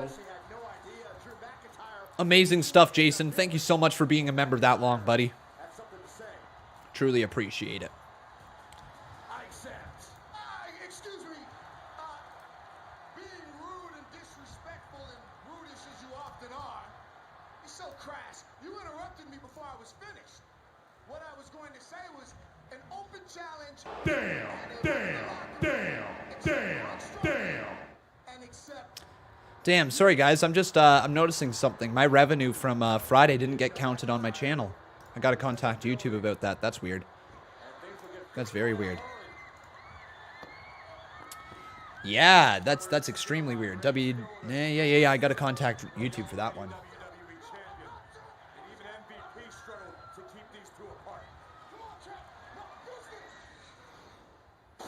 Here we go. Are you ready for the almighty Bobby Lashley? We got a couple donos, so let's get around to it. Thank you very much. They're legit clutch for your 2 bombs, saying I wouldn't be mad if someone returning answers. We'll find out here in a moment, won't we? Paul Carpenter dropping a 5 bomb, says Shane McMahon for Brock Lesnar's manager. Different. Not terrible. Yeah. Boom, ba-da-dum. Boom, ba-da-dum, boom, boom.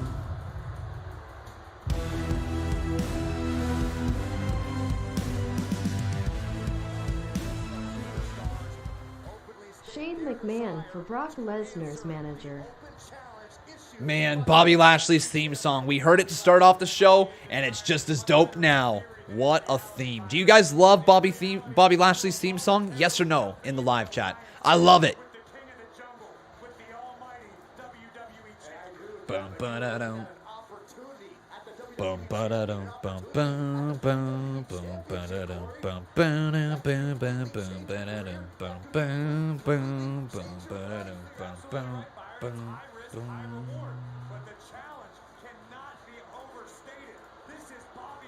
All right, here we go, guys. Make sure you leave a like before we find out who the challenger to the championship is going to be.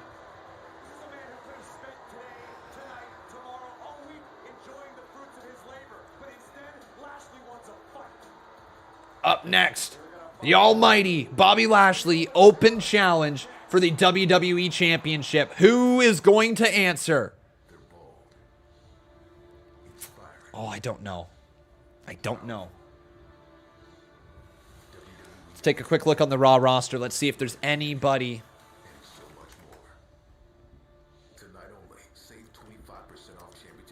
Yeah, let's see if there's anybody that would make sense right now going up against Bobby Lashley on the Raw roster.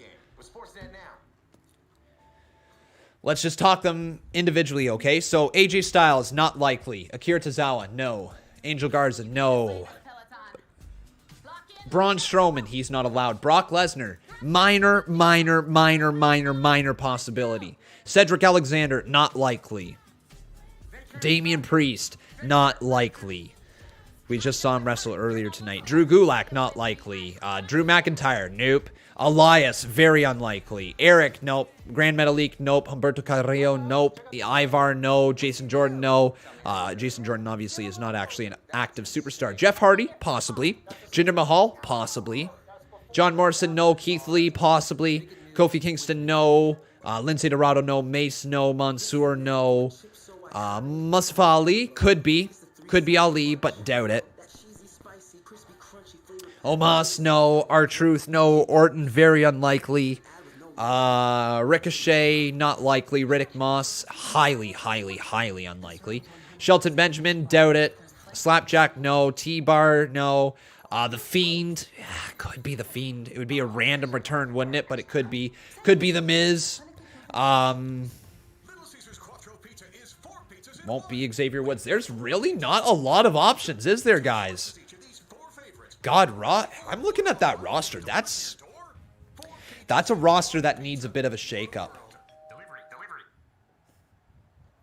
God, their roster seems so thin.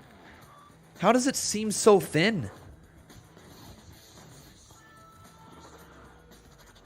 Like, it's extremely thin, man. Like, what's going on? What happened? So did they just move all their good people over to SmackDown? Is that what ended up happening? Like, look, Aleister Black, you have a good character there. Apollo Crews, you got a good character there. Big E, you got a good character there. Cesaro, you got a good character. Gable, you got a good character. Ziggler, you got a good character. Like, jeez. But you know what? It's because SmackDown is utilizing them. That's what it is. At the end of the day, it's because SmackDown is utilizing them. People saying Edge, it could be. It could be Edge. It could just be the booking there, Sod. Yeah, that's what I'm thinking as well. Thank you. There's something in the world. It's okay. You're safe now. This is the biggest moment of my life. I'm gonna do my best to kill it. Sundays, we're giving them the stage. This is my chance to show you guys what I've been working on. Katy Perry. Thank you for taking it to the next level. Well, I'm ready for this main event to find out who's going to answer the open challenge. Please give me something awesome because I need something more to get me back into this episode of Raw. This episode of Raw, for me, sitting down at a 4 out of 10 right now. I have not enjoyed most of the stuff here tonight, and that 4 out of 10 is because of the performers. That the matches themselves have not been bad, okay? The matches themselves have not been bad. This has picked up a lot more since probably the 9:30 mark, which is opposite to WWE normally. Normally the first hour and a half of Raw is pretty decent, and then usually the last hour and a half is abysmal. And tonight it's been kind of flipped. I'm maybe being a little generous with 4 out of 10, but I don't think it quite deserves a 3.75 or a 3.5, but it might for some of you. It might for some of you. Here's MVP. So, who's it going to be? Who is it? Who's going to step up and accept the open challenge? Anybody? What do you think, Almighty? Anybody going to step up? Anyone? I guess not. Didn't wait long enough, dude. So we go the new day. Yes, it is. Whoa, ho, ho. What? We have an answer to the open challenge. The power of positivity. What? Kofi? The New Day being on Raw Talk after Monday Night Raw, but it's which is it's Kofi. What's his point in Kofi? Oh, I like this. Kofi Kingston riding high. Kofi Kingston already competed tonight against Randy Orton. Oh, that man riding high. Imagine the confidence right now, Kofi Kingston. Okay. I mean, okay. Okay. I don't know what I was expecting, so okay. We've already seen him tonight. Interesting. But he's a good wrestler. Former WWE champion, sure. You know what? Sure. I can accept that. I can deal with that. Yeah.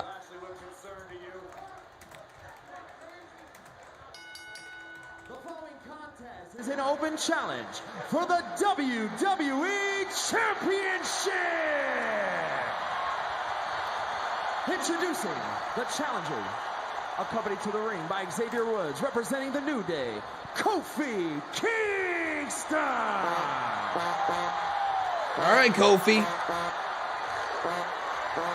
And his opponent, accompanied to the ring by It's their first time ever, is it? the Almighty. First time ever facing each other? WWE Champion Bobby Lashley. I said Bobby Lashley was concerned. He also was Colin plays, my man. Colin plays, my man. Not crapping on them for this here. I want you to rewind when I saw that. Was I expecting something more? Probably, yeah. But I mean, I'm not going to sit here and complain about Kofi Kingston, a former WWE champion, going one-on-one with the current WWE champion in an open challenge. That's a fresh matchup on Monday Night Raw. Don't put words into my mouth. No, I'm not going to crap on WWE for this. Just wasn't sure what to think about it.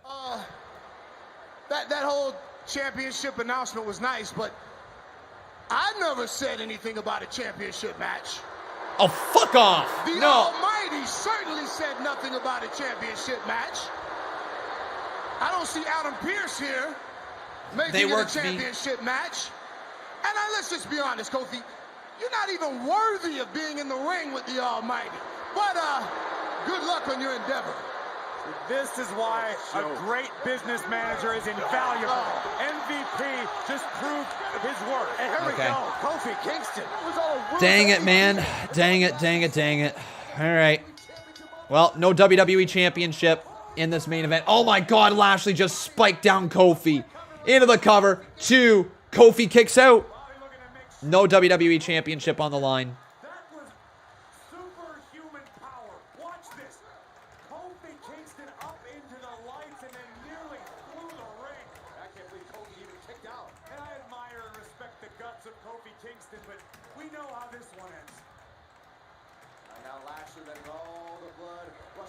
Brutal. Brutal, man. What a brutal main event for that. Like, I get it. It's to work us to get us to hate Bobby Lashley. I totally understand what the purpose of it. Doesn't make me dislike Bobby Lashley, though, unfortunately. It makes me dislike the idea that we sat here through this entire 3 hours for a WWE Championship match, and we don't even get it.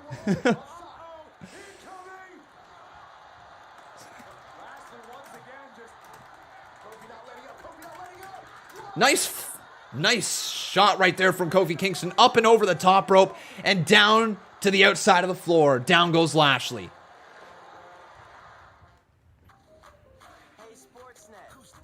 No, there's no Con Man Reacts here tonight.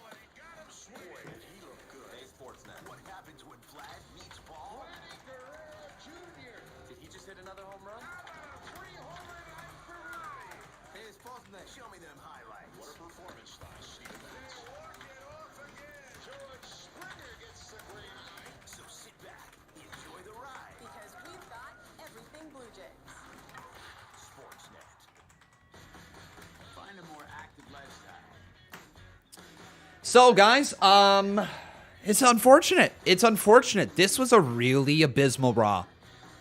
Find something that amazes you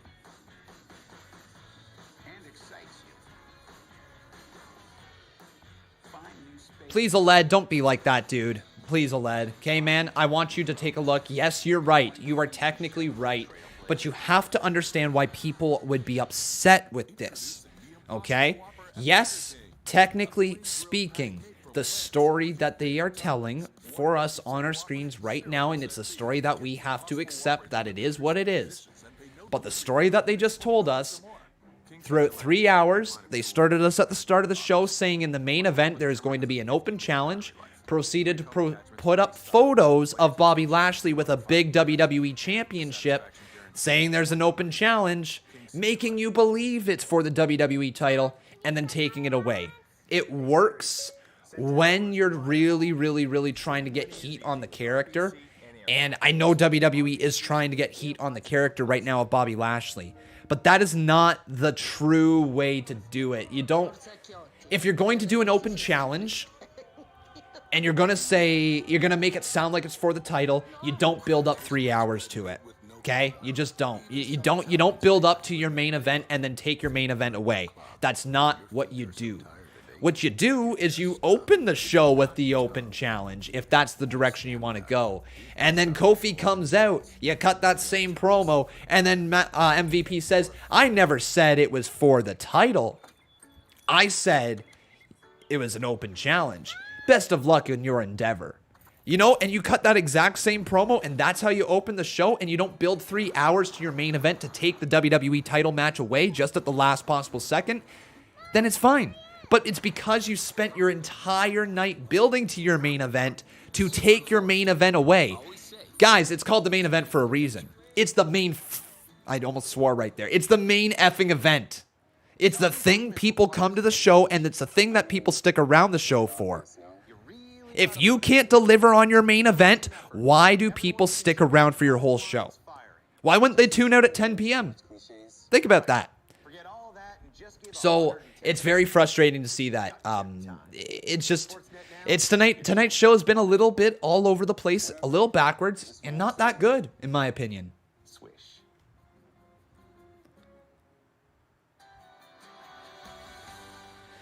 And you know what? Here's the other thing, okay? If Kofi Kingston ends up beating Bobby Lashley, and that leads to a future match for the WWE Championship, I can understand why you're doing this match, but if that is the direction they're going in, why not just have Kofi Kingston become the #1 contender and then build up the idea that he's an underdog who can't beat Bobby Lashley? Build it all the way up to a pay-per-view, and then see, can he beat Bobby Lashley? You know, like how they just did with Cesaro and Roman Reigns. Like, am I stupid for thinking this way, or has this show just been literally...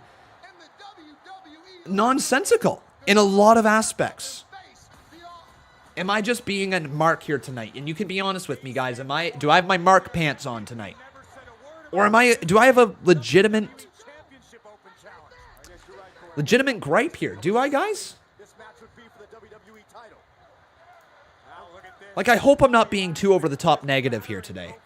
But it's not been an enjoyable show for me overall.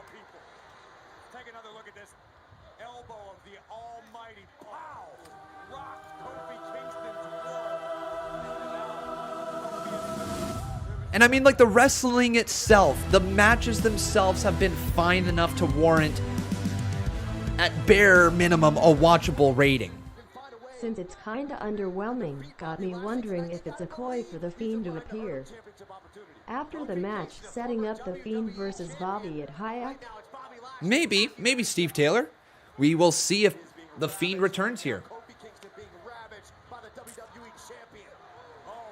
Oh, spear right there to Kofi Kingston. Of the almighty WWE champion. Lashley exuding confidence right now in the ring.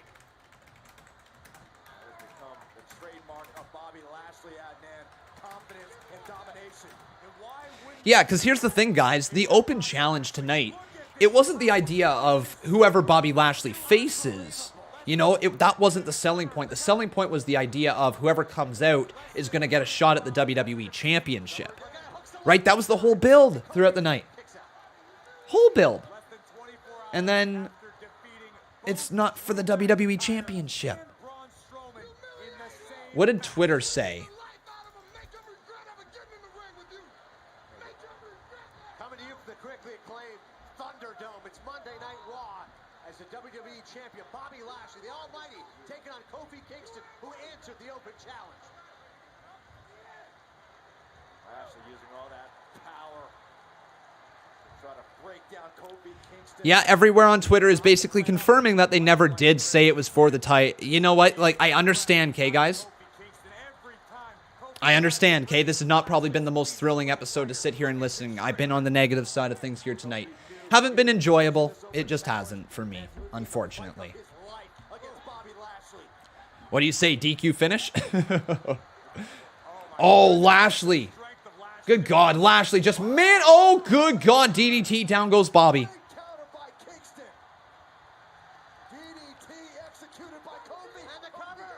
The cover, count of 2, kick out by Bobby.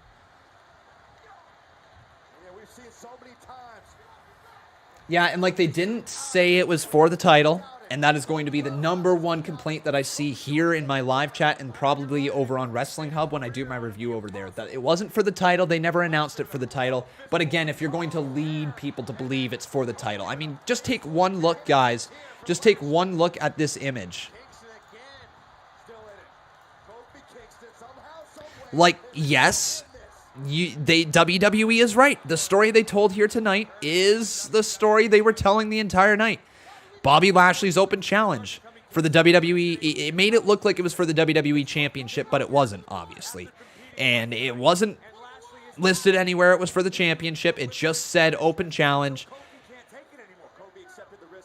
But take a look at the size of that title around his waist. Something tells me they wanted you to really believe it. Called the bait and switch. But yeah. Just... And I know I'm being worked right now. This is probably the intended reaction. Scorpion Annoying Spear says your biggest mistake was paying for a wrestling program in the first place. Funny enough, my man. This is free TV, buddy. Didn't pay for shit. Hey, Cameron Gray. Good to see you, buddy. I've been doing pretty good. Working hard. Lashley, oh my God, deadlifts. Deadlifts Kofi up above his head and then slams him down into the mat. Oh, shoot, the pole. I totally didn't do the pole. It's 2 minutes until the end of the show. Sorry, guys, no pole. No pole in this main event. Brian Schaefer says, how many times have you seen a champion issue an open challenge and not be for the title? Again, I don't have a problem with the fact that the open challenge wasn't for the title. You guys got to hear me out. Please don't spin my words, especially my longtime viewers. Please hear what I say. I never said that every open challenge from a champion has to be for the championship. What I'm saying is you don't start it at the start of the show and then for 3 hours make people believe they're fighting for the WWE Championship by having multiple promos saying they're challenging for the WWE Championship and then take it away at the last possible second. I get it. They're trying to work us. This is probably the intended reaction. I think it's stupid.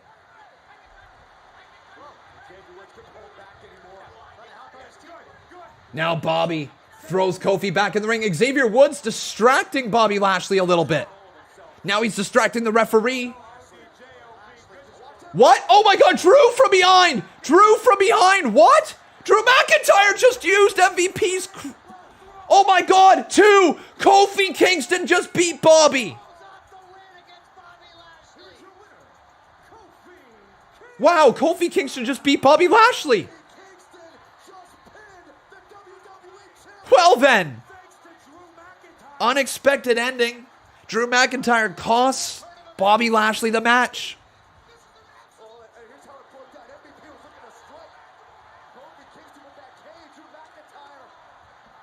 The roll-up on Lashley for the 1, 2, 3, and that is that. Again, guys, if you enjoyed tonight's Monday Night Raw, more power to you. You are all the more than welcome to have your own opinion about the show. Form it. Say your opinion. Share your piece. I'm not going to disagree, or I'm not going to sit here and argue with you, I should say. But I expect kind of the same respect back. I did not enjoy tonight's Monday Night Raw. I personally thought tonight's Raw was the worst one they put on all year. I thought it was worse than Raw after Mania. That was not that entertaining of a show. The last hour was the best hour of the show. If we're breaking down hour by hour by hour, the last hour was the best hour of the show. I did not like the bait and switch. I can understand why it was done. I can't understand the idea of it being the overarching angle of the night, just getting to that pin for Kofi Kingston. It missed in a lot of ways for me here tonight. Kingston rolls up Bobby after Drew attacks him with MVP's Kane. There you go. That's the ending of the show. Yeah, like, again, if that would have been the way to open up the show, you know, where they didn't just build up to a WWE championship or make you feel like it's a WWE championship throughout the entire night and then take it away, then, you know, probably would have been a little better. The rematches were outlandish tonight. I thought there was a lot of matches that did not hit. A lot of rematches and a lot of matches that were not unique, in my opinion. I thought tonight's show very, very, very bland from start to finish. Not a lot of extra added elements of entertainment on top of it. And then everywhere across the card, it just felt like we had seen the matches before. I'm sorry if you disagree. It is more than okay if you disagree, but don't be upset. Just share your opinion and we'll move on. We'll watch the next episode of Monday Night Raw. We'll watch the next episode of NXT. Of course, the next episode of SmackDown, right? We're going to watch the next ones. This week's was just not that good for me. That's all it was, guys. And it's okay. It's okay if you don't like this episode. All right? Like, and again, I know I'm going to get comments like this. I've already seen about 5 comments pass by saying, if you don't like it, just stop watching. And guys, I like it. I like it, so I want to watch Monday Night Raw. There's just not always things that I like about the show. And tonight, unfortunately, there was more that I didn't like than I liked. I thought the match quality, if we're talking about absolute quality, was good.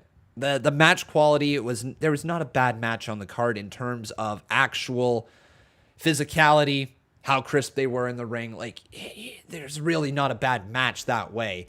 But there also wasn't really anything that stood out on the card. There wasn't any matches that made me want to come back and watch it again. I think the best match of the night was Sheamus versus Ricochet. That was very, very good. What do you guys think? Was that the best match of the night, or do you think it was something else? But for me, Ricochet versus Sheamus, those two have great chemistry. It's very apparent. But my final ranking on the evening, because that WWE title being taken away as well, 3.75. Oh, 3.75. That is a low rating. It's a low rating for Conman167. I can't tell you the last time I gave Monday Night Raw that low of a rating, but 3.75 is my final rating on the show. There you go, guys. So that is that. I am going to be over on Wrestling Hub's YouTube channel. So if you guys don't know where that is, you can search right here on YouTube. It's called Wrestling Hub. Type it in the search bar. It's got 510K subscribers. So once again, go subscribe over there. You can see this goofball pop his review over on there right after Monday Night Raw here tonight. So hopefully within a few hours, it will be up over there. He's got to do the edits and get that up to you, but should be up there tonight. I am going to semi-rip this Monday Night Raw apart. I am really going to semi-rip it apart. I'm going to jump right in my review right now. So everybody, take care. Have yourself a wonderful rest of your night. I've been Khan. Thank you for watching. And that was, well, rematches all week. Monday Night Raw.